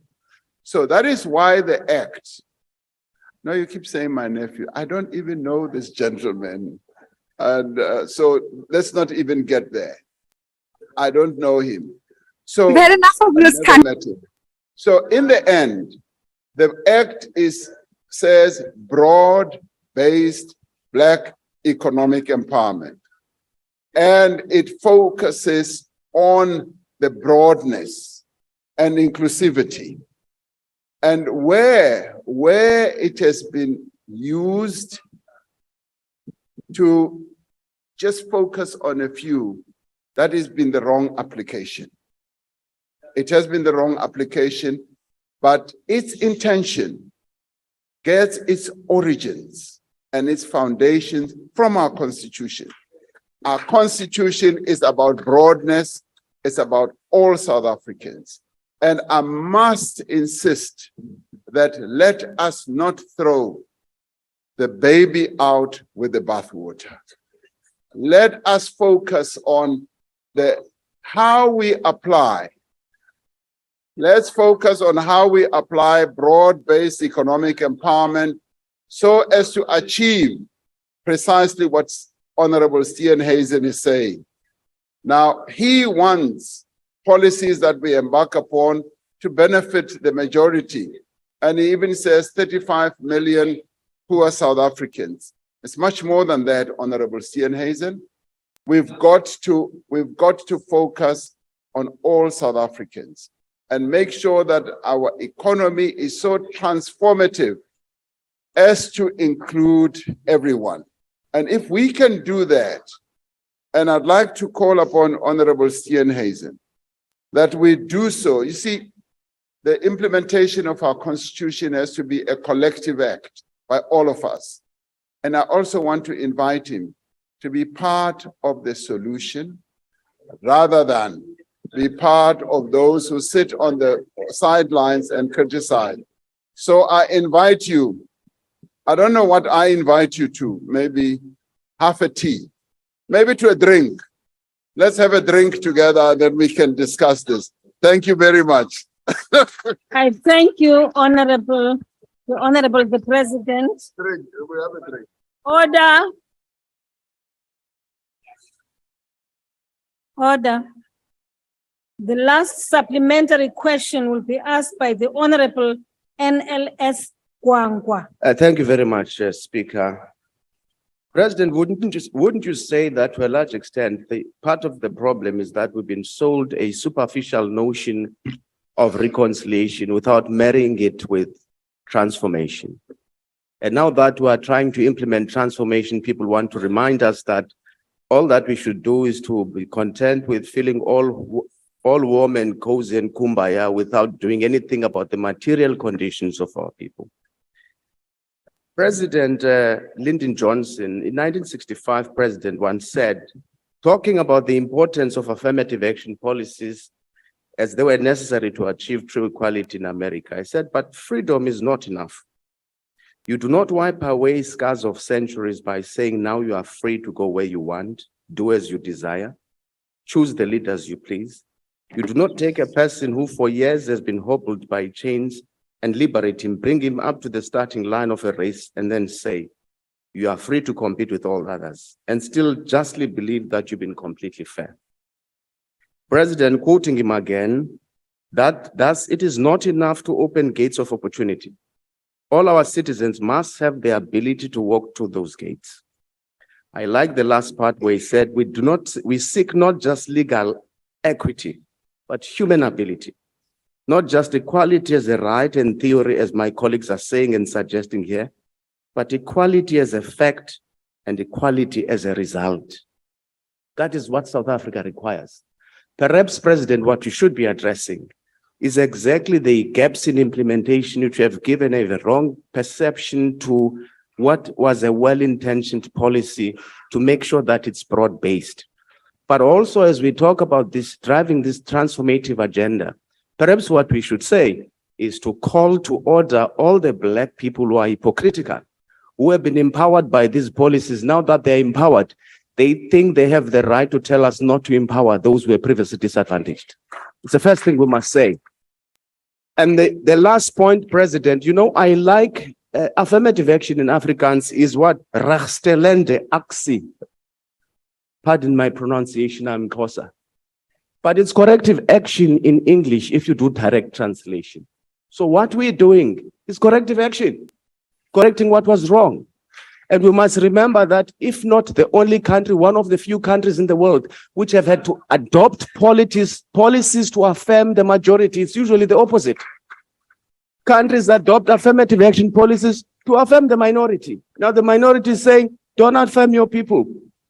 Leave them to fend for themselves. It can't Thank be. you, Honorable Gwangwa. Thank you. Bazwi. The Honorable, the President. Honorable Speaker, Honorable Gwangwa did not raise a question, and I agree with him. Thank you. Thank you very much, Honorable President. The last question has been asked by the Honorable C.M. Phiri. C.M. Phiri, Honorable Member.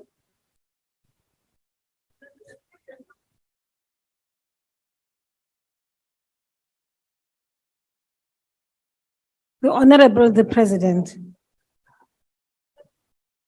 Thank you, Honorable Speaker.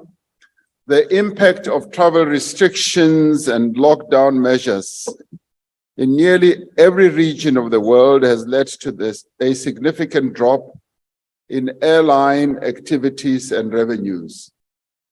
As the industry recovers, the African Continental Free Trade Area presents enormous opportunities for access to new markets in Africa for goods and services that originate from our own country. Much of this increased commerce between African countries in the end will depend on air travel. To strategically position our country to be in a position to reap the potential benefits of the AfCFTA, the Department of Transport has commissioned the development of air freight strategy for South Africa. Now, during the COVID pandemic, the air freight market surpassed the passenger market. We were transporting more goods than we were transporting people. By so doing, this offered much needed revenue that effectively cushioned the domestic aviation sector from total collapse.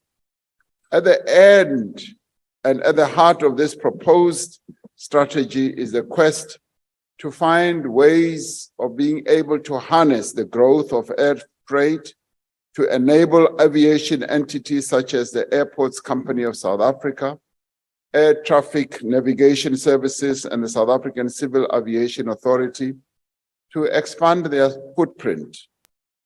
South Africa is a signatory of the Single African Air Transport Market, which is a flagship project of the African Union, particularly in relation to Agenda 2063. South Africa is among the 35 AU member states that have subscribed to the solemn commitment to unconditionally implement the Yamoussoukro Declaration on the Liberalization of Air Services and the Single African Transport Market. Now, full implementation of the Single Air Transport Market across the continent will provide a great opportunity for our country, particularly its airlines, including South African Airways, to expand regional linkages and to contribute to our goal of an integrated and prosperous continent. I thank you. I thank you, Honorable President.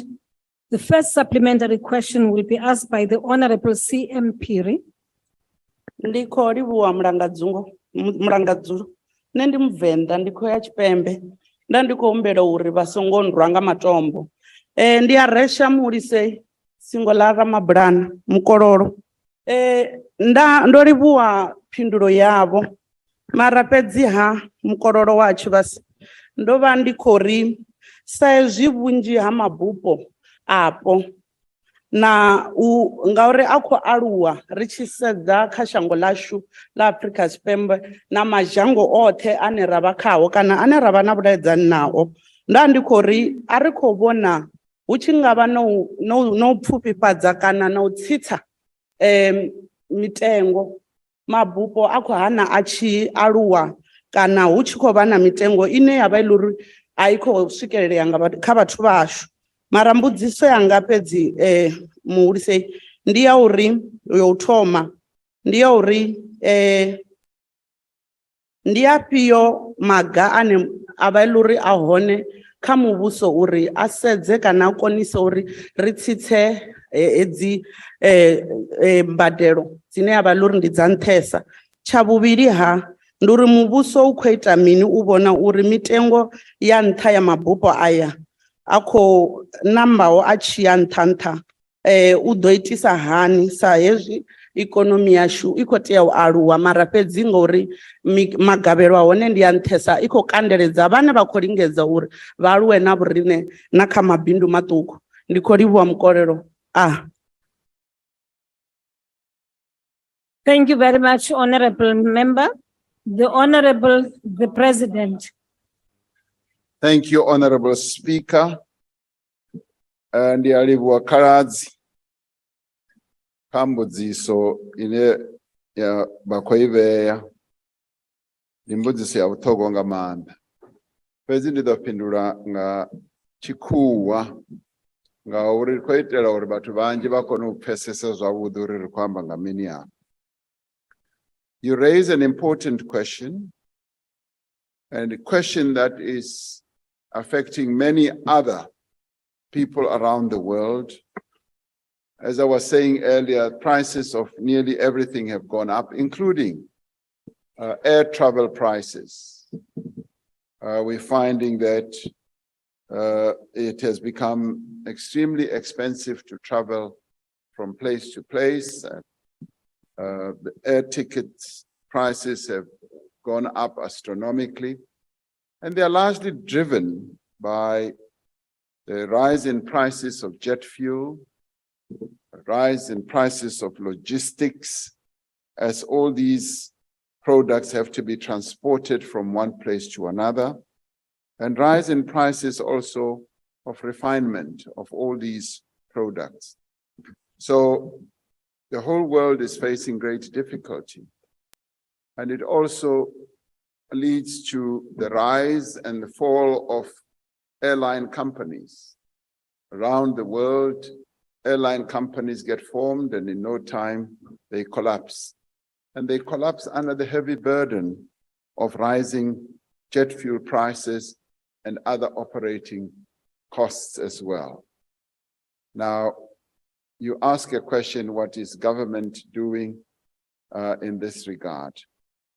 Of course, we want as government prices to be normalized and to be stabilized, and we don't want our people to be subjected to continued rising prices. It was to this end also that government has pumped close on to 40 billion rand in our own national airline, which has faced enormous challenges and difficulties over a number of years, to a point where it was brought to near collapse, total collapse, and we had to salvage that through bringing in, as the deal is now being consummated or being finalized, a strategic equity partner. And the support has been there, but there's always been the complaint that we really are supporting an elite that travels, by air. But you also, the foundations of your question also focus on freight.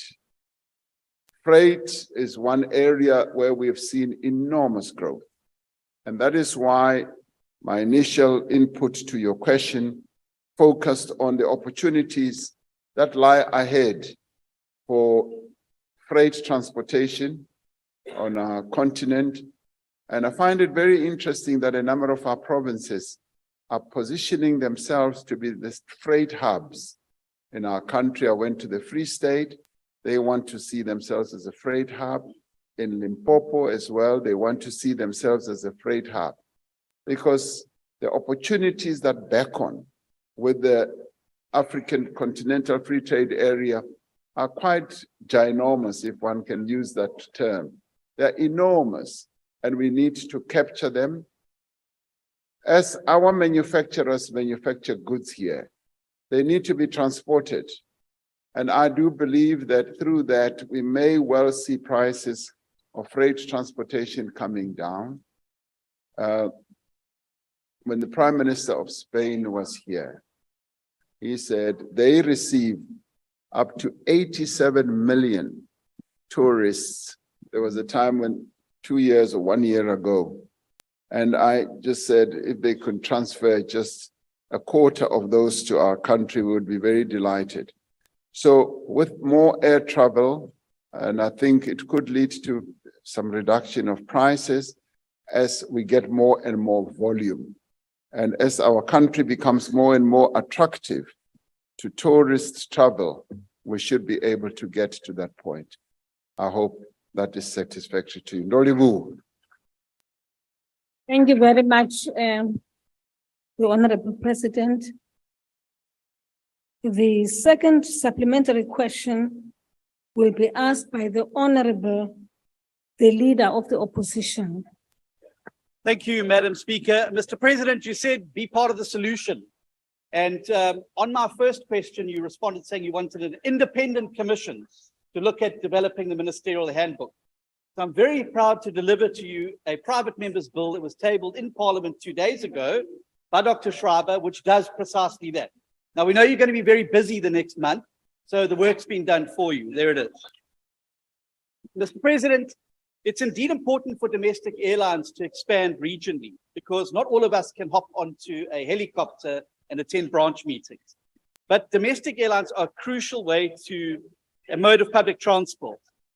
And that mode of transport is in crisis. One of the reasons is because South African Airways put the private Comair out of business because it didn't pay them the 790 million rand that it owed them. And so my question to you is simple. Do you think it's fair that a government airline that survives on taxpayer bailouts should be allowed to destroy a private sector airline and then receive further bailouts from government? Thank you. I thank you, the honorable member. The Honorable, the President.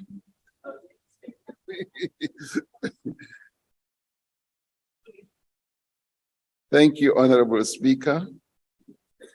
Honorable Steenhuisen, I must confess that I'm not aware of a national airline seeking to destroy a private airline and then rely on bailouts from the state. The airline market is quite competitive, very, very competitive. And that is why in my initial answer, I said, you know, airlines get off the ground, they fly, and then you often hear that they have gone bust. Not only in this country, well, some crash, not only in this country, in the United States as well, which you would say has more airlines than possibly any other country. And Nigeria is one other country. Each time, you know, one lands in Nigeria, you see a number of airlines. And next time you come, you hear that some of them have gone bust. So the airline business, in my book, it's a very risky business. And it leads to boom and bust. And I would not know the details of what you're talking about Comair having been destroyed by SAA. I doubt if SAA would ever have had the intention. I think if there was cross sort of loans or debt or whatever between airlines, that is a matter that they should resolve. I mean, the courts are there to deal with that, and there are a number of other avenues that should deal with that. So I'm not really au fait with what has happened there, but I doubt that a national airline would have such an intention in a very competitive market like the airline business. And even now, I mean, it's a joy to see that there are quite a number of airlines that have mushroomed in our own country. You often hear one was being launched the other day or will be launched soon. The other one was launched a few months ago, and they will boom, and then they will face challenges and difficulties that are often not their own fault, but that are the vagaries of the market, because it is a very difficult market. I'm sorry I couldn't be more helpful to you. Thank you very much. I thank you, Honorable the President. The third supplementary question will be asked by the Honorable S. Tambo. Thank you very much, Speaker. President, the basis of regional and continental integration must be premised on the capacity to build transportation infrastructure that connects countries in the region and across the continent. There must also be reliable means of transportation by road, rail, and by air. South Africa has completely collapsed the rail system under your administration, and it is also your administration that oversaw a rapid destruction of many airlines, including SAA and SA Express Airways. How do you plan for South Africa to participate fully in regional and continental developmental initiatives when we have no capacity to transport goods by rail, when the road network is decaying, and when your administration has killed a dependable state airline in South African Airways? Thank you very much. Thank you, Honorable Tambo. The Honorable the President. Thank you, Honorable Speaker and Honorable Tando. As you heard me say, the airline business is a very risky business. And I know of no government that would intentionally destroy its own airline. That to me just boggles the mind because it's not what has been in our objectives. But then again, you are absolutely correct that our rail has faced challenges. It hasn't really collapsed as you assume it has. It is facing challenges, and these are challenges that we are alive to. On the passenger rail side, Minister of Transport is in the process of addressing those challenges. We know what PRASA was exposed to, and through the state capture years, the rail passenger line industry was negatively impacted. And as regards rail generally, Transnet still has great capacity. And obviously with further investments, we'll be able to reposition Transnet. On the roads, we still have really good roads in our country, much as a number of them, as I've said in the past, are littered with potholes. But our main artery roads are still good, and we have a very good company in Sanral, an agency that was set up to construct our roads and is busy doing so with the assistance that it has received from the state now in relation to its debt. It should be able to rise to greater heights. So our road infrastructure is going to improve even greatly. And remember, we're not the only country in the world that is facing challenges when it comes to road infrastructure. A number of other developed economies face such challenges, and our rail is being addressed. And as to our air travel, that's a competitive market, and we're pleased that a number of airlines are coming to the fore.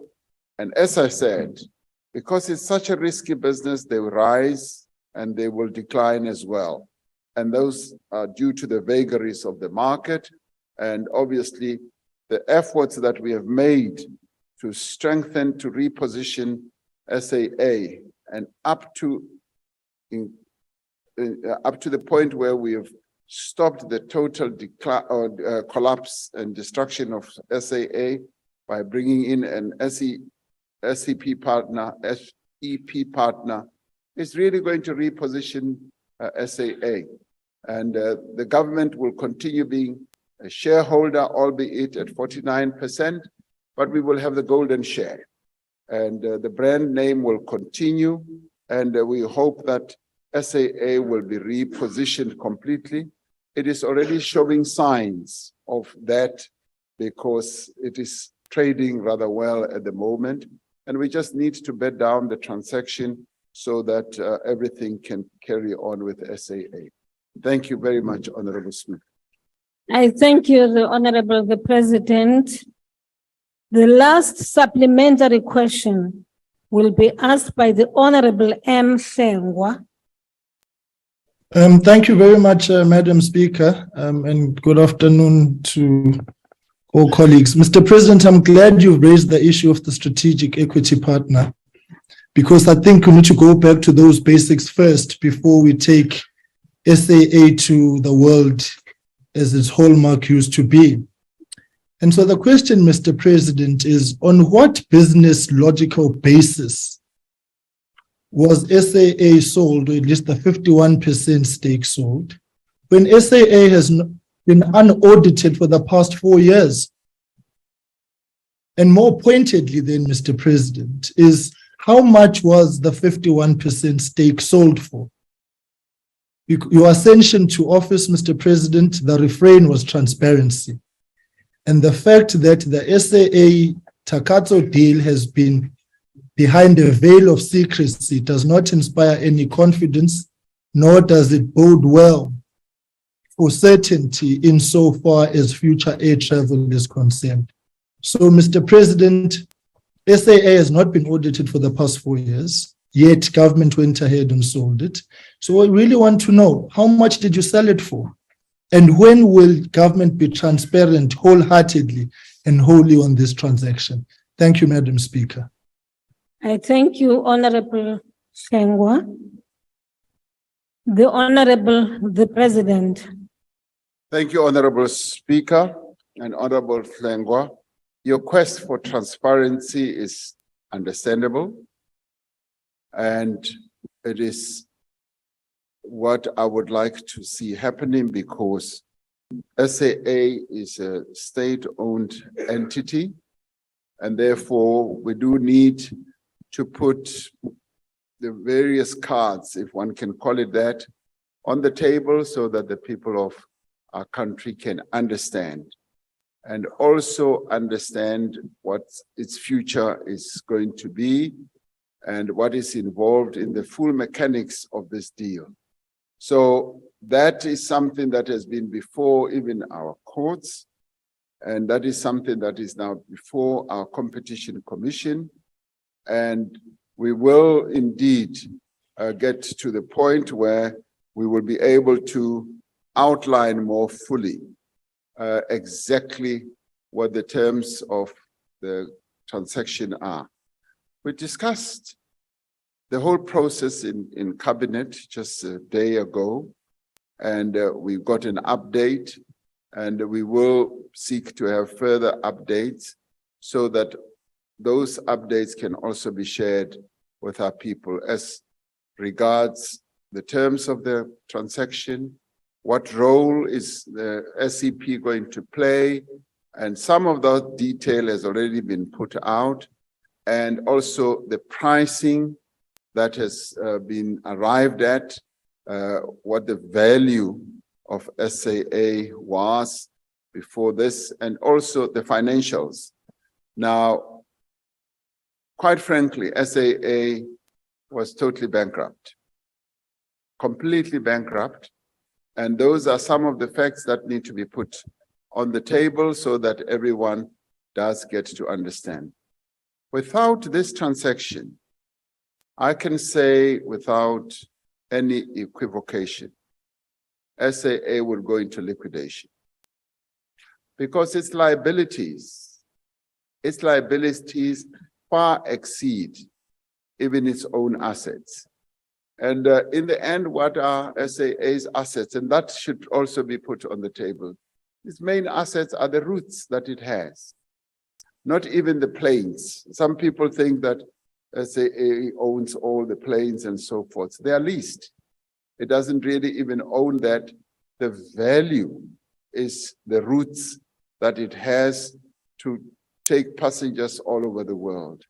So I will say that, yes, that does need to be shared so that we get full understanding, because there is some notion that this deal is being struck in total secrecy and there's a lot of funny things that are happening.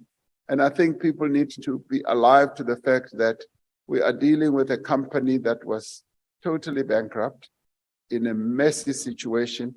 For a company like that not to be able to produce financial statements for a period of 4 years, and you would know better as the chair of our SCOPA, just means that this was just chaos. And that chaos translated itself into its commercial viability, into its finances. And unfortunately, we reached a stage where we just kept bankrolling SAA on an ongoing basis. And that now will come to an end when this transaction is finalized or consummated. So, Honorable Hlengwa, I do think that, yes, the quest for transparency is a fair one. And so happens that with transactions of this nature that are done commercially between company to company, there's always the confidentiality clauses and all that. But we need to address it politically and say, what does it mean to the actual shareholders who are the people of South Africa to a transaction like this? So we will address the issue of transparency. Honorable Speaker, I hope Honorable Hlengwa will be satisfied with that. Thank you very much. Not at all, but we will talk, Mr. President. Thank you. Thank you. Thank you very much. I thank you, the Honorable the President. That concludes questions to the president. Yes, you've worked hard. Honorable members, that concludes the business for the day, and the House is adjourned. Long live the president.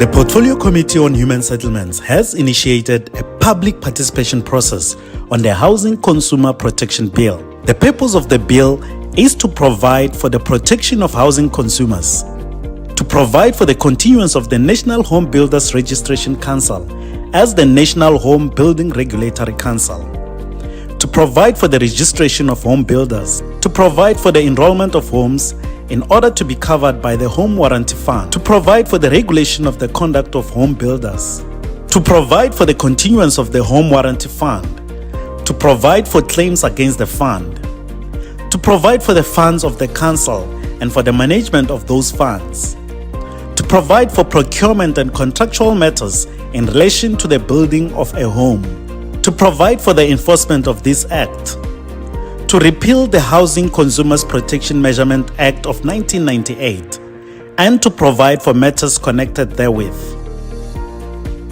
The Portfolio Committee on Human Settlements will be conducting public hearings in the Western Cape from 4 to 6 November in the following areas: Imizamo Yethu in Hout Bay on Friday 4 November, Worcester on Saturday 5 November, and George on Sunday 6 November.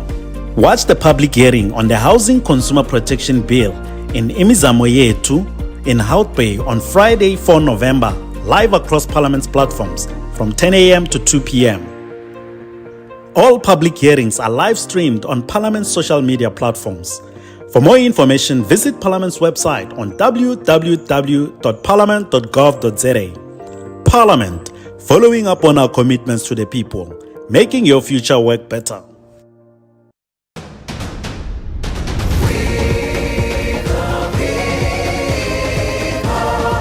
Following up on our commitments to the people, making your future work better. Parliament TV, channel 408 on DSTV.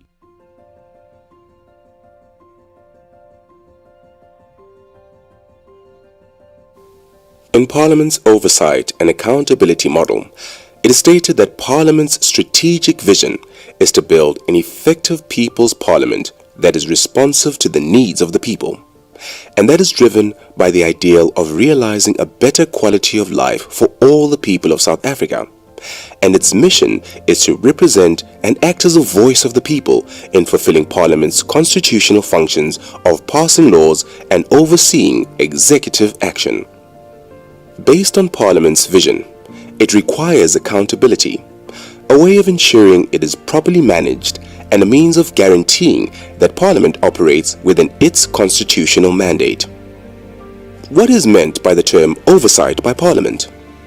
Oversight by Parliament is a constitutional obligation that is there. And essentially what it means is that Parliament must exercise oversight over the executive. Meaning, Parliament must look at what the executive is doing. Are they doing it in line with the Constitution? Are they doing it in line with the budgets that are there? Are they spending the money according to the priorities that was identified by the government? And also, are they transparent and accountable in terms of what they are doing? Oversight further involves that members of Parliament can ask questions to the executive. It also means that committees can at any stage call a member of the executive to come and explain a matter that is there in the public domain. If something is said about a certain minister, the committee has the right to call that minister to say, Minister, is this true? What is happening here? So oversight means that you monitor the executive action. Now, who's the executive? The executive is cabinet, including the president. Parliament must exercise oversight over the president, the deputy president, and all ministers that are there. So it is monitoring what is they supposed to do, if they are doing it, and how well they are doing it. in implementing the executive priorities as articulated by the President after he has met at Cabinet. There are a few reasons why oversight is vitally important to the functions of organs of state. First, it monitors how the taxpayers' money is used, and oversight seeks to improve the efficiency, economy, and effectiveness of government operations. Next, oversight ensures that policies announced by government and authorized by Parliament are actually delivered. This function includes monitoring the achievement of goals set by legislation and the government's own programs. Another reason for oversight is the protection of the rights and liberties of citizens by detecting and preventing abuse of power, wasteful spending, as well as illegal and unconstitutional conduct on the part of the government and public agencies. Ultimately, oversight is exercised to improve the transparency of government operations and enhance public trust in the government. Oversight is what will make members of executive and leadership of state-owned entities to come to account in the institution called Parliament. And that's what will also speed up service delivery. For an example, if they say in Malamulela, in Guyana, they have built a particular road or a bridge, they are presenting it in Parliament in a PowerPoint by a provincial government or a national department for that matter. But for members of Parliament to look at the PowerPoint, it's always important for them to go to the ground so that they see whether what is on PowerPoint in terms of being beautiful and being this good bridge that is assisting ordinary people, when you get to the ground, is going to be as you have seen it on the PowerPoint that has been presented. So it's very important because it's assisting us to make people that are supposed to be accounting to account, and to make the people that we represent, as and when they have those challenges, to always make it a point that they get their assistance, because members of executive will be accounting in Parliament. The Constitution of South Africa mandates legislative organs of state to scrutinize and oversee executive action, together with the implementation of laws, the application of the budget, and the strict observance of statutes and the Constitution. An important element of oversight is that it entails overseeing the effective management of government departments by individual members of cabinet in pursuit of improved service delivery for the achievement of a better quality of life for all citizens. The oversight cycle begins right at the beginning of the year, when the President delivers the State of the Nation address. The State of the Nation is a summary on the commitments the government is making to the people of South Africa. 2 weeks later, the Minister of Finance delivers the annual budget speech, which allocates funds to the commitments prioritized by the President in the State of the Nation address. Next, once the parliamentary process begins at the National Assembly and National Council of Provinces, there are budget vote debates where each member of the executive details how they plan to allocate and spend the budget allocated to them by the Minister of Finance. Members of Parliament follow this process and look at the implementation of the budget and initiatives in each department to ensure it is carried out. Part of the oversight process includes question sessions in Parliament to the President, the Deputy President, and the different ministers. Additionally, members of Parliament can step outside of Parliament and investigate the progress of projects set out by government departments. This can be done through oversight visits, taking Parliament to the people, or Local Government Week, amongst other programs. The Auditor General is also part of the oversight process, monitoring the expenditure of budget allocated to departments and projects. Parliament has the power under the law and the Constitution to summon anyone to appear before it to answer questions on the spending of public funds. Ministers and government officials are regularly called to appear before committees of Parliament on their work. Should the priorities of a project change and incur changes in the budget as well? For example, money allocated to a specific project is allocated to another where it is needed more urgently for social relief. The committees will follow those changes to ensure the funds are still accounted for and used for the intended purpose. We have got what we call cooperative governance. In legislatures, in each and every legislature in South Africa, we have portfolio committees. But having portfolio committees, it does necessarily mean that when Parliament want to address a particular issue in a province, they can't do that. They can do that anytime, any date, as long as the planning and coordination and everything is done according to book. But it's not done in a way that will destabilize and disorganize the planning of provinces. That is why even provinces, when we are planning as national parliament, will always extend the invitation to them so that they understand the program. Many times in the past, we have seen different municipalities being invited to come and account in parliament because there are some issues that are of challenge and want to see what's happening, including different departments. They are called to come, and like now the section 100 in Northwest, there's a legislature that is there, but the constitution is very clear about what can be done by a legislature. It's also very clear what can be done by a national parliament, and that will never be compromised. Everything that we do, we derive it from our own constitution that is guiding us as members of parliament. Monitoring and evaluating the oversight process is the responsibility of each portfolio committee. And that's why continuity in these portfolio committees are so important. Because if you constantly change members in portfolio committees, it will mean that they don't really know, without having been informed or reading what has happened, as to what is going to take place. So that is crucial for the committee to follow whatever statement, commitment, or answer a minister says. Because it's the only way in which you can keep them accountable, based on what they have said and based on what they are doing. Each of the two houses of Parliament, the National Assembly and the National Council of Provinces, establish parliamentary committees to facilitate oversight and monitor the government in terms of the Constitution. These committees are the engine rooms of Parliament's oversight and legislative work. Parliamentary committees scrutinize legislation, oversee government action, and interact with the public.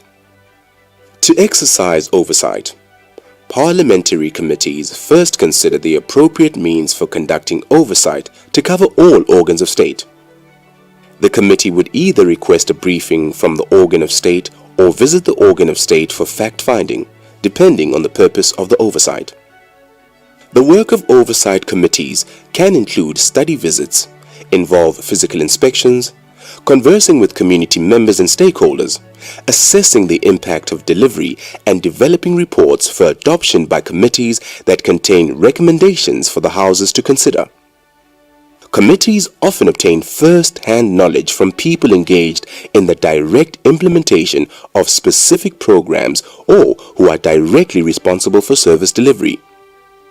To evaluate the work of government from a broader perspective, committees may invite experts from outside government to provide background knowledge and analysis on relevant issues.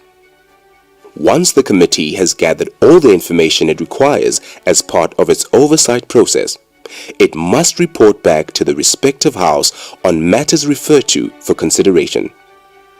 In its report, the committee will state specific recommendations for the matter it has investigated. When a committee reports to the House for a formal consideration and the House adopts the committee report, it gives the recommendations the force of a formal House resolution pursuant to its constitutional function of conducting oversight. The House then also monitors executive compliance with these recommendations. Of course, matters cannot be ongoing indefinitely. When a department presents their annual performance plan, it has clear timelines. When Parliament or a committee adopts its own plan, it will have clear time frames and will align with the relevant department's timeline. By following these timelines, oversight by the committees can see when projects or spending have gone off course and call the relevant member of the executive to discuss why the project and budget has not met a specific target and what plans are set forth to address the issue. Oversight by committees sets out timelines to hold departments to account and ensure that the South African people get the service delivery they expect and rightly deserve from government. It doesn't matter whether we come from, say, same party. We have got different responsibilities. You are implementing, I am doing oversight out of what you said you'll be implementing. And if you said you will be dealing with the Hollywood vacancy rate in your department, and we gave you clear recommendations that next month when we meet on this particular date, we don't want another acting arrangement. We want to see a department with people that are employed. And when we give you time frame, we're aware about the advert, the screening, the interviews. We are very realistic, and we have done our research as an institution that is doing oversight. But if you come back after 6 months, they are still telling us the old story. That is why sometimes it will be headline news and say members of a committee were not satisfied even about the explanation. Sometimes, many a times, of course, you won't even understand if you are not told that these members, they will speak one language when there are some challenges, condemning what is wrong and criticizing, of course, in a very fair way where they see there are some serious challenges, and if they are going to keep quiet, things are going to go haywire, and it's their responsibility as members of parliament. But sometimes there are some instances, of course, where you might feel that the criticism is not justified, probably we're not realistic in terms of what we are expecting a department to do and a member of executive to do, and there will be those different voices. And once they do that in a way that will always make them to understand that as a committee that is part of an institution called parliament, at the end of the day, they have to go to the house and present their report. And when they are presenting their report, it's a report of a committee. It's not a report of a political party or a report of some few members, but the entire committee. There are oversight mechanisms that are routine and regularly exercised, such as committee hearings and question sessions. Questions sessions may involve ministers appearing before the Houses of Parliament to provide oral responses to questions by members, or it may entail providing written answers to written questions. Members of Parliament can also make statements in the House on any matter. A member of any political party can also give a notice of a motion to bring up issues for debate in Parliament. Plenary debates are another way to bring important information to the attention of the government regarding specific government programs or legislation required to improve service delivery. Members of Parliament may also conduct constituency work, which offers a great opportunity for individual oversight and offers close interaction between MPs and the public. Unfortunately, these oversight rules and guidelines aren't always adhered to, and action is taken when the process of oversight is not honored or respected. Lot of things that can be done to members of executive. The first one, like in terms of the rules of parliament, both National Assembly and National Council of Provinces. If a member of executive is supposed to come to respond to questions, there's a time frame that you can respond up to this date. After this date, then it means you have defied the rules. And the first punishment that will be done to that particular member of executive is that when you come to the house to answer questions, instead of sticking to 6, we'll be adding those questions. So it's a punishment because it goes beyond the normal working hours, and being there answering questions where we'll be having 4 follow-ups and there are more than 6. It's a tiresome exercise and it's a serious punishment. It's part of a punitive measure dealing with the executive. The other one, you have got a leader of government and business. The leader of government and business, it means from time to time, as and when members are not responding to questions or there are things that have been recommended, members of executive are not doing those things, and then the speaker and the chairperson can write to the leader of government and business and say, there are things that have been recommended by these committees or by parliament, and this member of executive hasn't attended to those issues. So can you advise about what actions will be taken about this member? The last resort is when you will have members that will go to extreme, even though it's not part of their powers.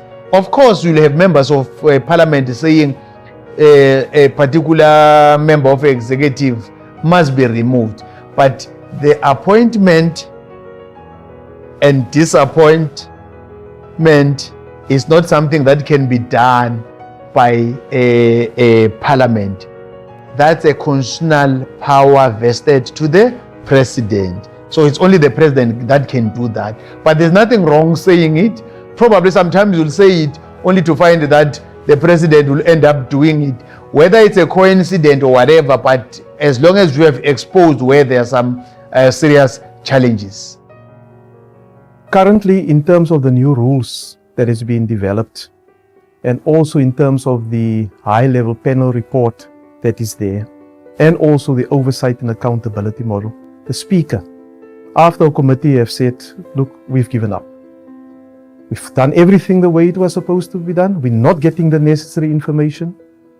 The minister can be sanctioned, but that is the power of the speaker, where the committee will say, we want this minister to be sanctioned. What in a political environment also happens is it's got political consequences for the minister, for that individual who occupy that office. And it could be that the president have a look at it and doesn't think kindly as to what is happening, and he may decide to make certain changes. Or the minister will respond to the speaker and say, but speaker, I've explained to this committee, this is actually what the problem is. It's out of my hands. And through that, the communication takes place.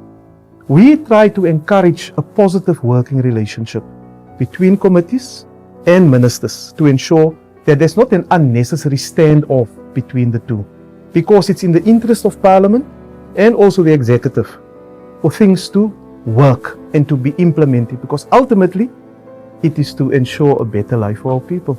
We have not found really that a minister will get to the point to say that I'm a member of the executive, it's not Parliament that appointed me, it's the president. In such a case, it becomes an issue for the ruling party, the majority party, to deal with, and for engagement between the head of the institution of the National Assembly, in this instance the Speaker, to engage the President on the matter. But the minister can't just be dismissive and say, you haven't appointed me, so you can't do anything to me. Oversight in Parliament is not limited to members of Parliament and members of the executive. The public are also invited to be part of the process, and their participation is a crucial element of oversight. The public are the ones who are the recipients of the services that comes from the government. And as recipients of the services of government, they have a crucial role to play in terms of oversight. That means they must constantly be aware of the services that government are supposed to deliver and what they are getting. If people are supposed to get social relief and they're not receiving it, then they are the first ones who should raise the flag and say there's a problem here. Or if a school was to have been built in a certain area, or a university should have been built, and it is not done, the people in that area are the first to see that this is not being done. And in that way, they exercise oversight. Or now that we have the scourge of gender-based violence and femicide, you have a situation where the minister or the president will make pronouncements to say, this is what women should do. This is the protection that they receive. So they are first in line of the oversight. When they go for that service to say that, no, but this is not what the president has said, or the minister of police have said. And then that matter must be escalated. through the different manners in which we were speaking, submissions to a committee, writing a letter to a committee, or then a petition, or go to the Member of Parliament's office and say, you know how badly I was treated when I went there on a certain day by the police. And that should then trigger a response from that specific portfolio and ministry to see to it that our people get the proper services that they deserve. Public participation and oversight can happen in one of two ways: by submission or by petition. Making a submission to a committee is one way of making your voice heard in Parliament. Every citizen also has the right to petition Parliament, as provided for in the Constitution. A petition is a formal request to an authority for action. It can assume the form of either a demand, a request, or the redress of a grievance. Definitely, a member of public can be involved. Like when we prepare questions through the constituency office, through different members of parliament, when we engage members of public, whether it's taking parliament to the people, whether it's a local government week, whether it's a provincial week, then a member of a public can come to me about an issue and say, there's this issue. I can decide to write a question to that relevant member of executive to respond in writing. I can decide to say, no, it must be for oral reply. I am assisting the member of the public. Oversight exists to protect the rights and liberties of citizens by detecting and preventing abuse of power, wasteful spending, as well as illegal and unconstitutional conduct on the part of the government and public agencies. Ultimately, oversight is exercised to improve the transparency of government operations and enhance public trust in the government. You have people that are feeling that not much has been done in terms of assisting them, and there are those that are saying there are things that are being done properly, but be that as it may, there will always be room for improvement to make sure that let's have a situation where you will have a tiny minority that will be dissatisfied, but will be celebrating the day you will have a majority that will be saying our issues are attended to, Parliament is playing its role in terms of the Constitution, and we are satisfied. But that can only be done if we pump more resources to where we're expected to. Oversight is the domain of Parliament. It's the domain of the legislatures. It's a domain also of your different municipalities. And it is the responsibility of those members who are not part of the executive at any three of those levels to exercise that constitutionally mandated function. It cannot be outsourced to anyone else. Whether Parliament is successful in effectively holding the executive accountable will ultimately depend on the extent to which committees and individual members of Parliament actively exercise their oversight role. An appropriate legal framework and adequate resources constitute critical elements for effective parliamentary oversight and accountability. But it is equally important that individual members, as well as members of the executive, understand the rationale for accountable government and the purpose it serves. The true test of democracy is considered the extent to which Parliament can ensure that government remains accountable to the people. Parliament, following up on the commitments to the people, making your future work better.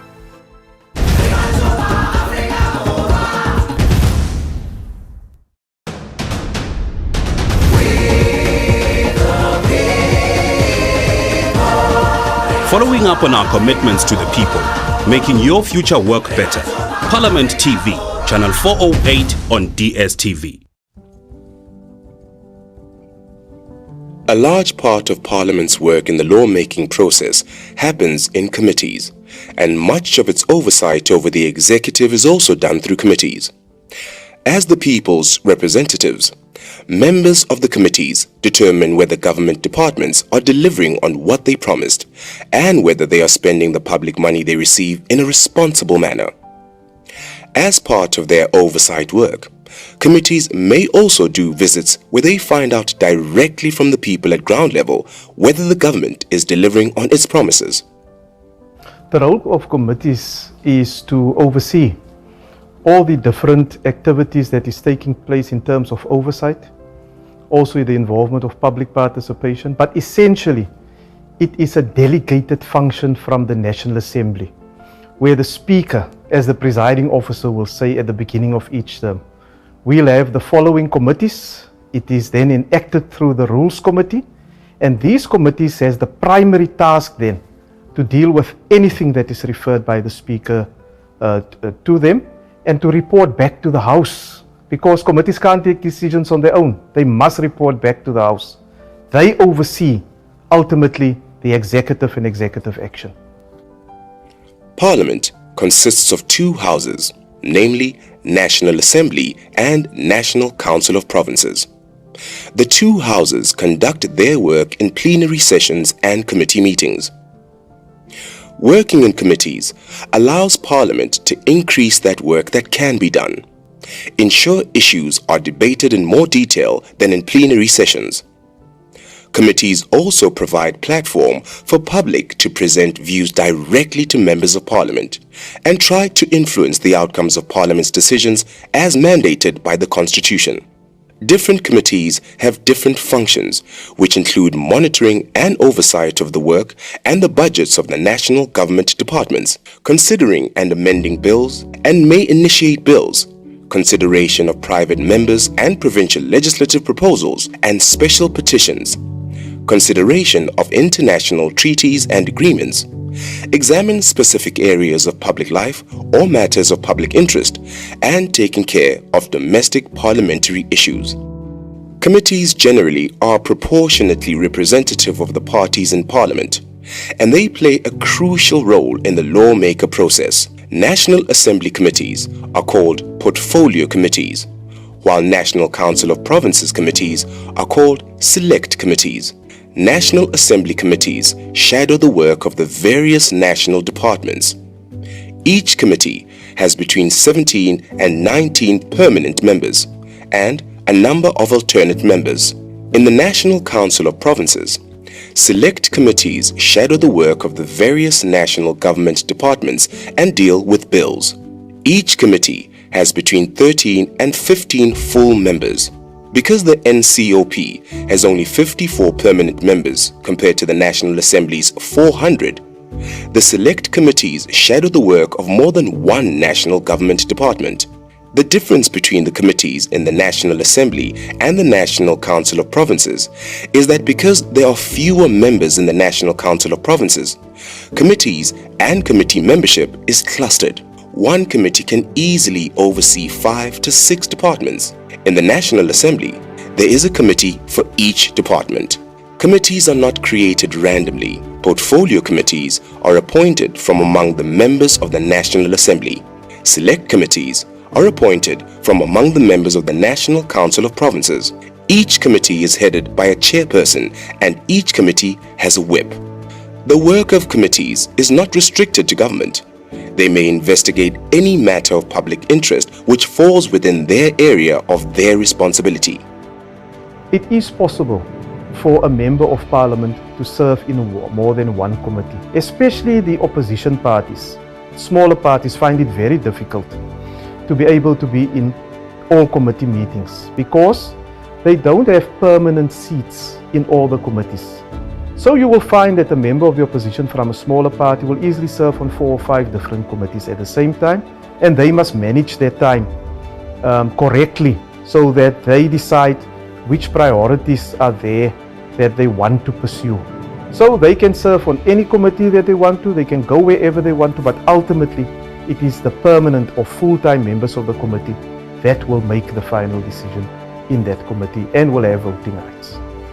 Like in the National Council of Provinces, because Parliament it's the two houses. In the National Council of Provinces, you have a member that will be belonging to more than 2 committees, because the role of the National Council of Provinces is totally different to the National Assembly. even if, like in my case, I'm a House chairperson in charge of Committees Oversight and Intergovernmental Relations, IGR. Over and above that responsibility, I'm also a member of some different committees.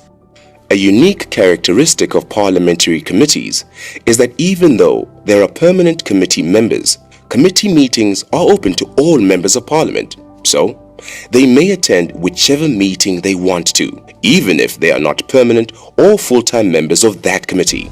It is the responsibility of the chief whips of different political parties to decide which members are best suited to serve on specific committees. Committees have become the norm in parliamentary systems across the world because it's challenging for the entire collective of parliamentarians to sit together to work through the business of a specific department. That is why when we start a term, we'll always make sure that we go through CV of all members of parliament. And that is assisting the allocation of members to different committees. They'll be subjected to a vigorous induction program so that you make them to understand what is expected of them, what will be happening in different committees, what is it to be a member of parliament. Over and above portfolio and select committees, there are other types of committees that serve different functions.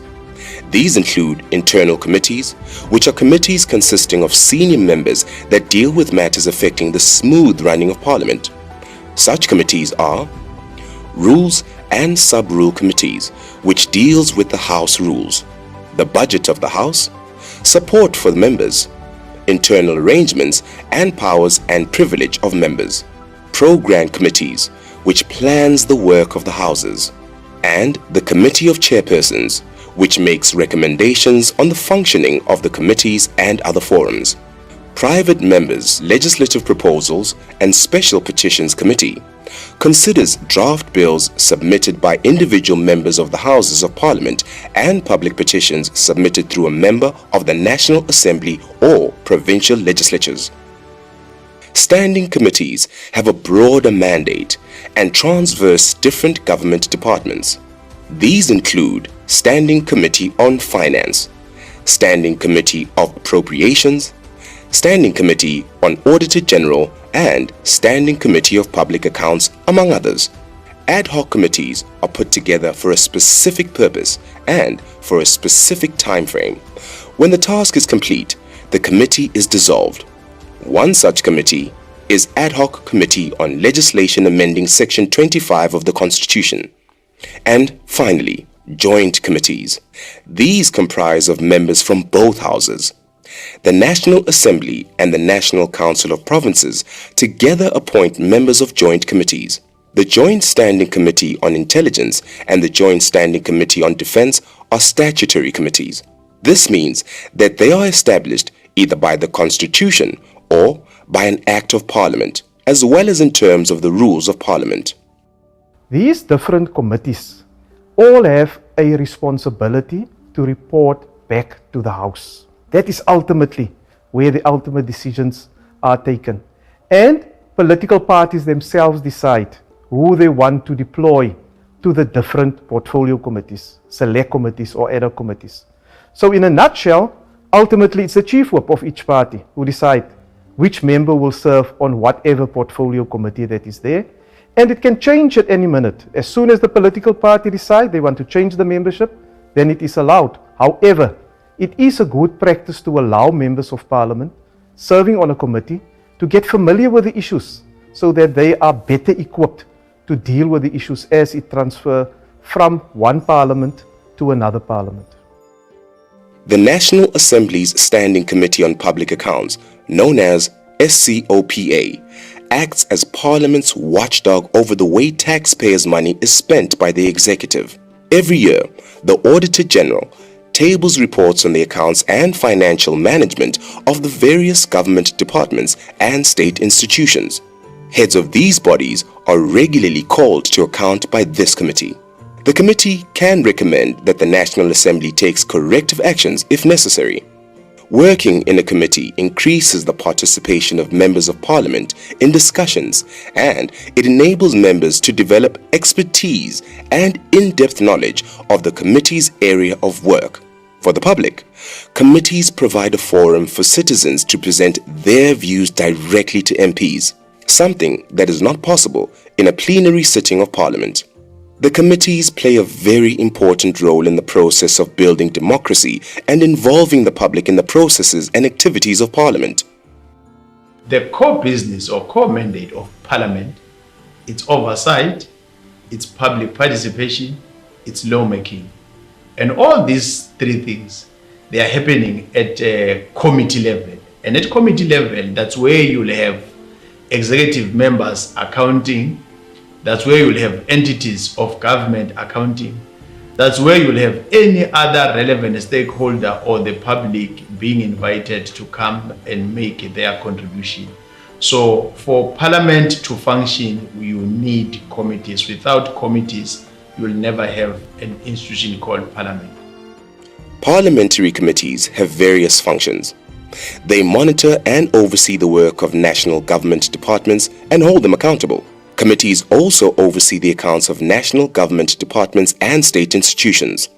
Once different committees are constituted, they embark on strategic planning workshops to plan their work very broadly for a 5-year period to decide on the matters the committee will be focusing on.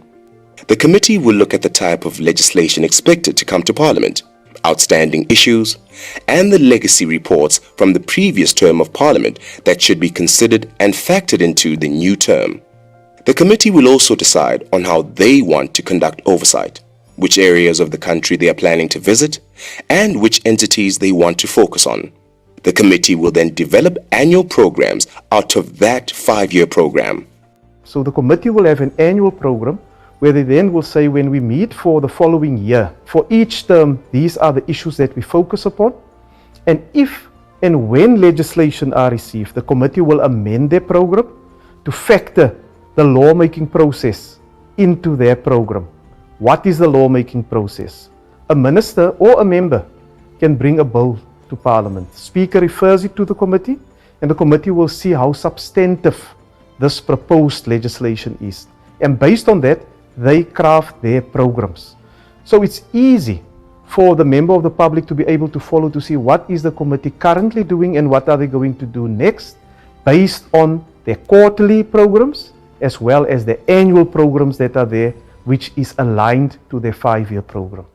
According to Rule 167 of the National Assembly, for the purposes of performing its functions, committees may summon any person to appear before it to give evidence on oath or affirmation, or to produce documents, receive petitions, representations or submissions from interested persons or institutions, permit oral evidence on petitions, representations, submissions, and any other matter before the committee, conduct public hearings, determine its own working arrangements, meet at a venue determined by it, which may be a venue beyond the seat of Parliament, meet on any and at any time, and may exercise any other powers assigned to it by the Constitution, legislation, and other provisions of the rules of resolutions of the Assembly.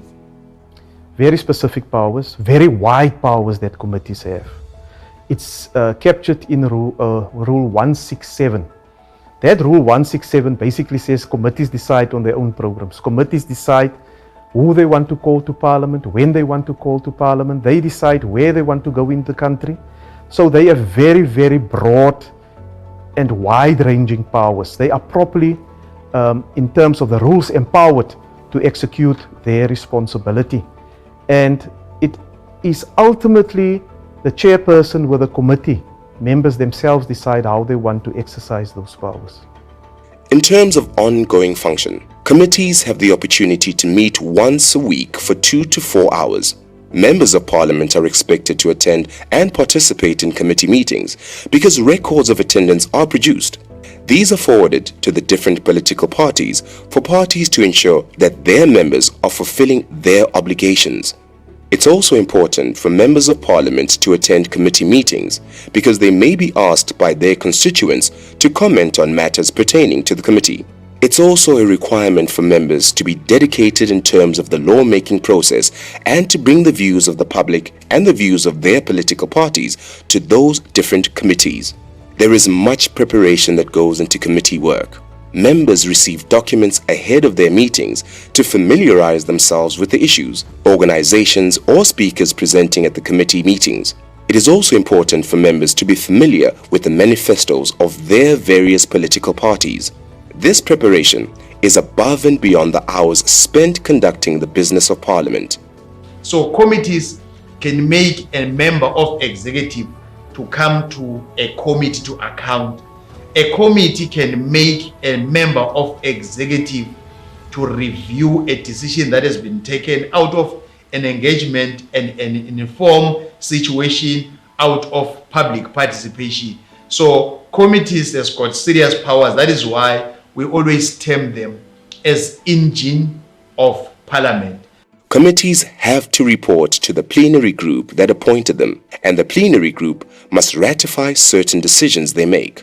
If a committee reports on a matter and makes certain recommendations, that report will be debated in a full sitting or plenary to give other members of the House an opportunity to engage with the content of the report. Once the report has been debated, the House decides whether to adopt the committee's recommendations. The House may also decide only to note the report, or it may refer the report back to the committee with an instruction to do further work. They report to the National Assembly or to the National Council of Provinces to say, this is what we have done. We put the report in front of you and you must decide. At that point, the House can decide to send a report back and say, you haven't done your work properly. Look into the following areas. And then it goes back to the committee, and the committee will then look at what the House have said and then come back and report back to the House. The committees are accountable to both the public, because the public will always give us a feedback whether we're doing right or wrong. But over and above that, you can have these very same committees going to plenary, presenting their report, exchanging some notes, asking questions to executive, debating issues, exposing issues that are affecting our people, bringing members of executive to come to respond to questions. Committees are and should be accessible to the public. Each committee has a chairperson and a committee secretary, and these individuals are responsible for receiving statements or inquiries from the public as well as answering those communications. Committee meetings are often open to the public, although they may be closed if there are very good reasons to do so. Public participation is very, very important. So all meetings of committees are open to the public, except in specific instances where you, for instance, have the Joint Standing Committee on Intelligence. Their committee meetings are closed, it's in the joint rules. And you also have the Ethics Committee that meets behind closed doors.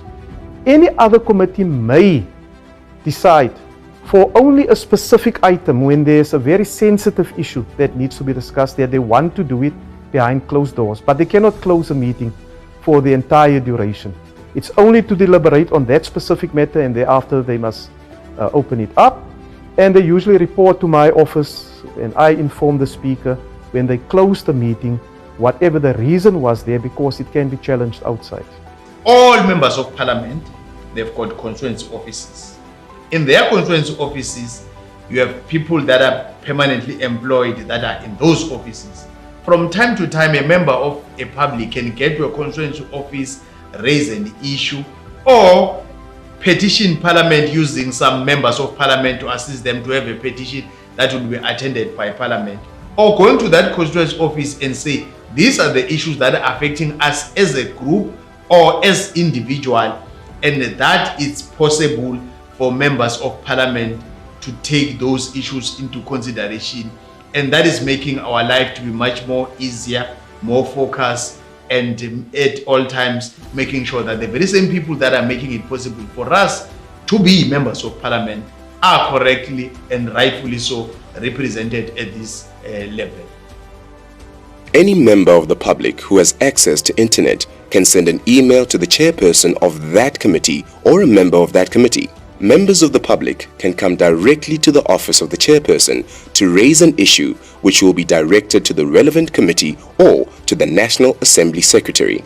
Communities in rural areas have the opportunity to use parliamentary constituency officers by going to a member of parliament directly and request them to raise issues for them in parliament in the form of a petition.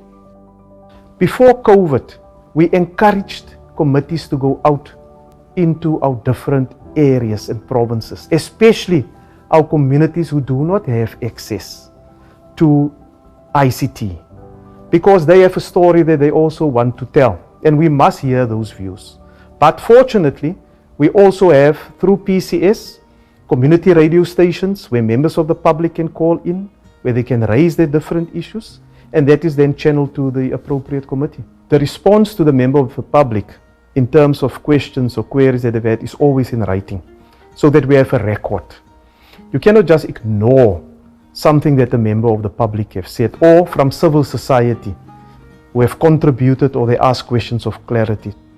A vital organ of parliaments, we must continuously try to improve the work that committees are doing.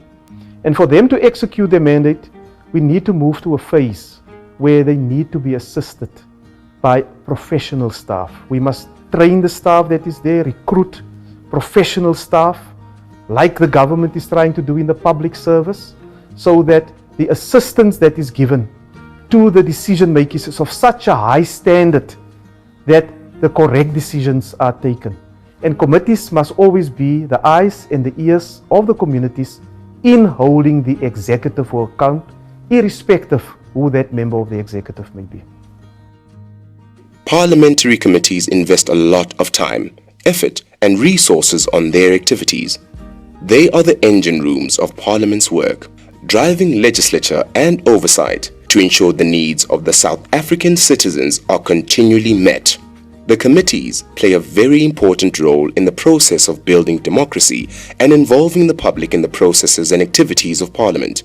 While the public may not always know the hours and effort invested by committees to address the operations of organs of state and draft bills and laws, it is evident when the freedoms of citizens are advanced, the economy grows, and the Constitution is upheld, as we continue to strive to build a society that is inclusive and prosperous for all.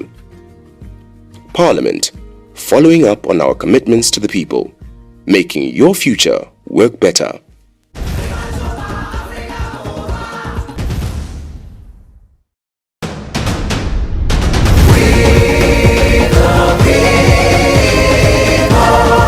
Following up on our commitments to the people, making your future work better. Parliament TV, channel 408 on DSTV.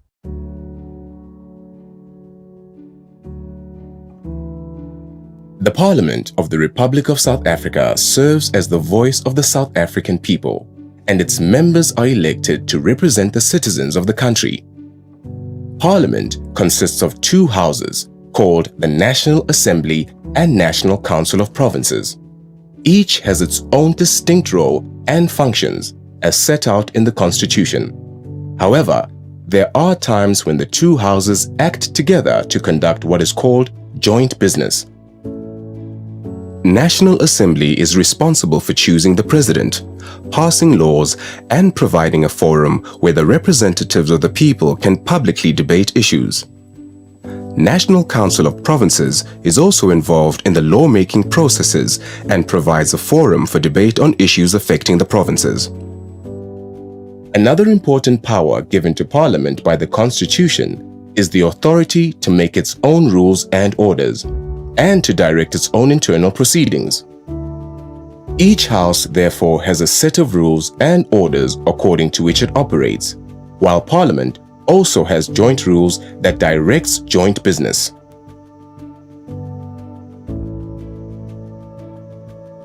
The rules make sure that, or are there to ensure that the business of Parliament takes place in the manner that allows members to exercise their freedom of speech, that allows members to use the language that is acceptable during the debate. They are there to ensure that the presiding officers are able to control and manage the proceedings of the House. When you're talking about Parliament, you're talking about the two houses, you're talking about the National Assembly and the National Council of Provinces. I am the secretary to the National Council of Provinces. The National Council of Provinces has got its own rules. The National Assembly has got its own rules. And we also do have what we refer to as the joint rules. The joint rules would then govern the sittings of the National Assembly together with the National Council of Provinces. So if the two houses are sitting together, we use the joint rules, and that is what we call the rules of parliament. So for instance, when the president appears in parliament to deliver a State of the Nation address in a joint sitting where these two houses come together, the rules that are applicable in that instance would be the joint rules of parliament. These rules are sanctioned by the Constitution. In terms of Section 57 of the Constitution, the National Assembly has the power to determine its own procedures, its own internal arrangements, and there is a similar section applicable to the NCOP as well. The rules are created by the members. The rules are created by Parliament itself.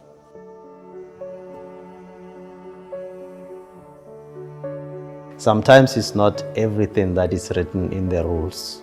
Sometimes there are processes, there are procedures which have been there for time immemorial, which have been accepted within the parliamentary practice.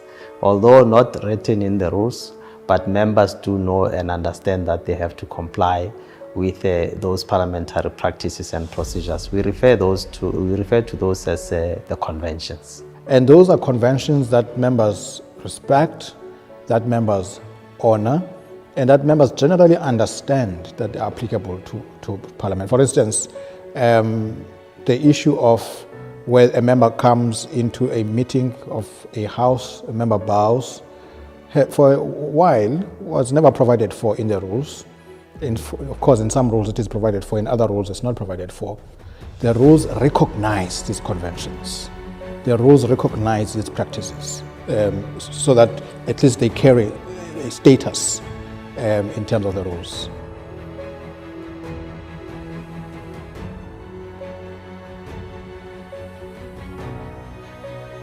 The rules are applicable to members of Parliament, all members of Parliament, all structures of Parliament. The same applies to the Deputy President. The Deputy President is a member of the National Assembly. The Deputy President comes to the National Council of Provinces to take questions. He is not a member of the National Council of Provinces, but when he is in the National Council of Provinces, the rules apply to him. Once elected, the President ceases to be a member of the National Assembly. If the President is in the National Assembly, those rules would be applicable to the President. If the President is in the National Council of Provinces, the rules will also be applicable to the President. And that is why the rules had to be specific about that matter, understanding that the President is not a member of Parliament, but the President is accountable to Parliament. The President is elected by Parliament, may be removed by Parliament, either through what is commonly called impeachment process, but our Constitution refers to it as removal of President in terms of Section 89, or a motion of no confidence. So he's accountable to Parliament and there's a role to Parliament. But also the President appears in Parliament to answer questions.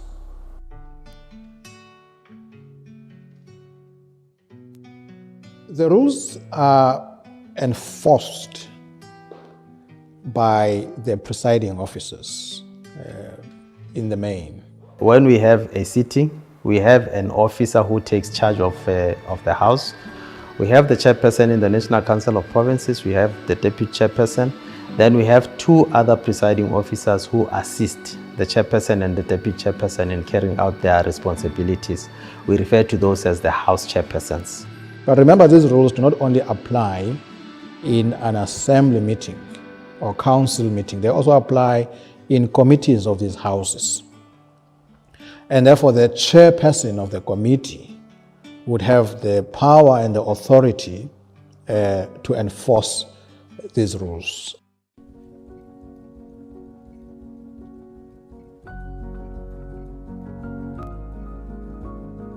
The rules provide that a ruling from the presiding officer is final. So in other words, if there's a point of order in the House, if a member is not happy about being referred to as a fool, for instance, the example that I gave, that member will object, and the presiding officer will have to make a ruling and rule whether that is unparliamentary language or is not unparliamentary language. In the event that the presiding officer arrives at the conclusion that that constitutes a parliamentary language, that member who referred to another member as a fool would be required to withdraw reference to a member as a fool. So sometimes it's not all the time that members are happy with the rulings of the presiding officers, but the ruling of the presiding officer is final. In a rare occasion, if a member is not happy with the ruling of a presiding officer, that member would then thereafter approach the presiding officer to voice out his or her unhappiness. But in the main, the finding or the ruling by the presiding officer is final. Ideally, that's where the matter should end, where the structures created by Parliament, as I indicated earlier on, the Constitution has given Parliament the power to regulate its own business. So ideally, all those things should be finalized at that point, but we do know that there would have been instances where member would still feel not satisfied with what had been done already and would seek recourse, for instance, in the courts. But ideally, that should be the very, very, very last resort, because Parliament has got structures that have been set up to deal with these issues. If it's a matter of ethics, it can go to the Ethics Committee. If it's a matter of contempt of Parliament, it's a matter that can go to the Powers and Privileges Committee, and so that members can exhaust the internal structures and mechanisms within Parliament before they opt for external mechanisms. When that decision is then taken, you then have the rules committees that would be seized with the matter. In the ordinary course of events, you would then have the rules committee refer that matter to its subcommittee. There would be a subcommittee on the review of rules. Both houses have got those structures. And the subcommittee would delve deep into the issue. And these structures, as is the case with all structures of Parliament, they are multi-party.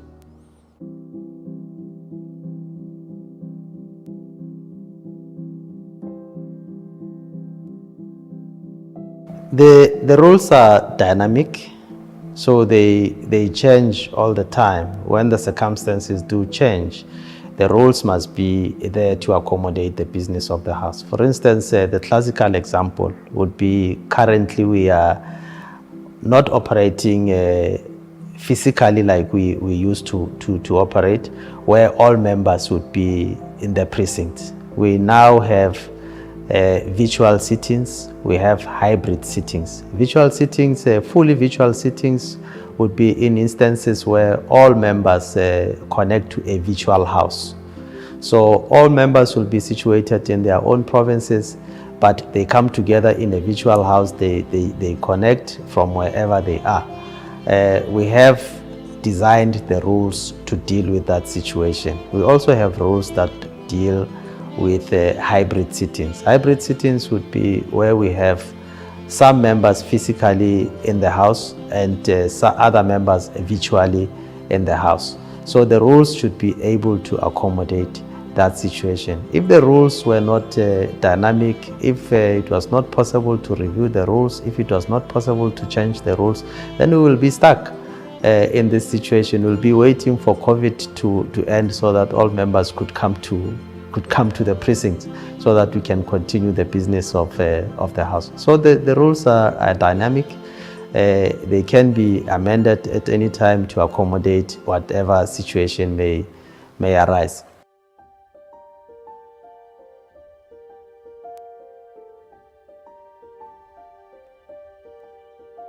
The rules also provide for the presiding officers to design a rule in the event that the rules do not accommodate that particular situation or do not apply in that particular situation. So a presiding officer may fashion a rule in order to allow the House or to assist the House or to enable the House to proceed with its own business. We had rules, but we had an eventuality that we could not foresee, which was COVID, where members could not congregate in one space at the same time, all of them as they used to.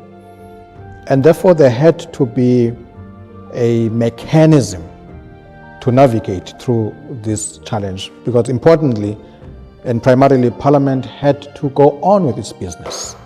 So the question then was, how do we go on with business when members cannot be together in one place? So rules then had to be formulated. At the time this happened, members could not even come together in terms of meeting physically.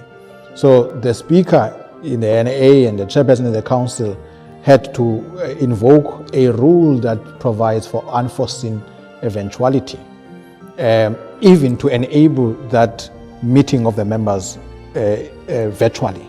And these rules also affirm the current rules. They regulate things such as attendance. They regulate things such as how do you get information to the members of Parliament. They regulate things such as how will voting be done now that members are not meeting together in this one space. And therefore they regulate all that business to enable Parliament to continue that business. And I must say that Parliament has been able to pass the national budget. Parliament has been able to pass a lot of bills, committee reports.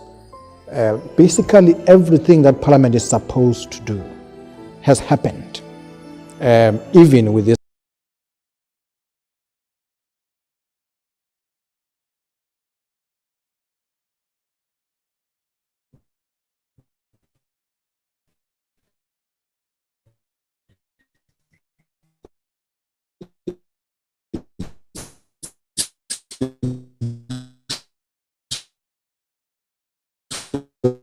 O'clock. Oh, I hope I'm.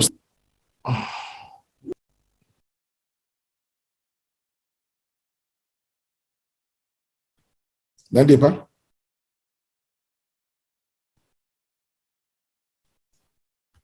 What's happening now? Yes, Chair.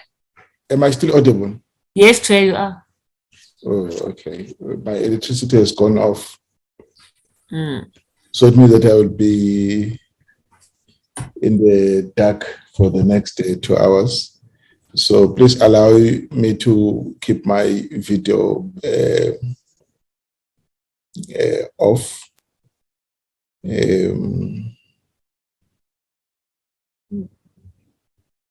All right, so I'll do that. Otherwise, it will affect the network. Let me do it now. Thank you. All right, colleagues, these are the items for tonight. Basically, we are meeting the Defense Industries Association, Aeroplace, Maritime and Defense Industries Association to take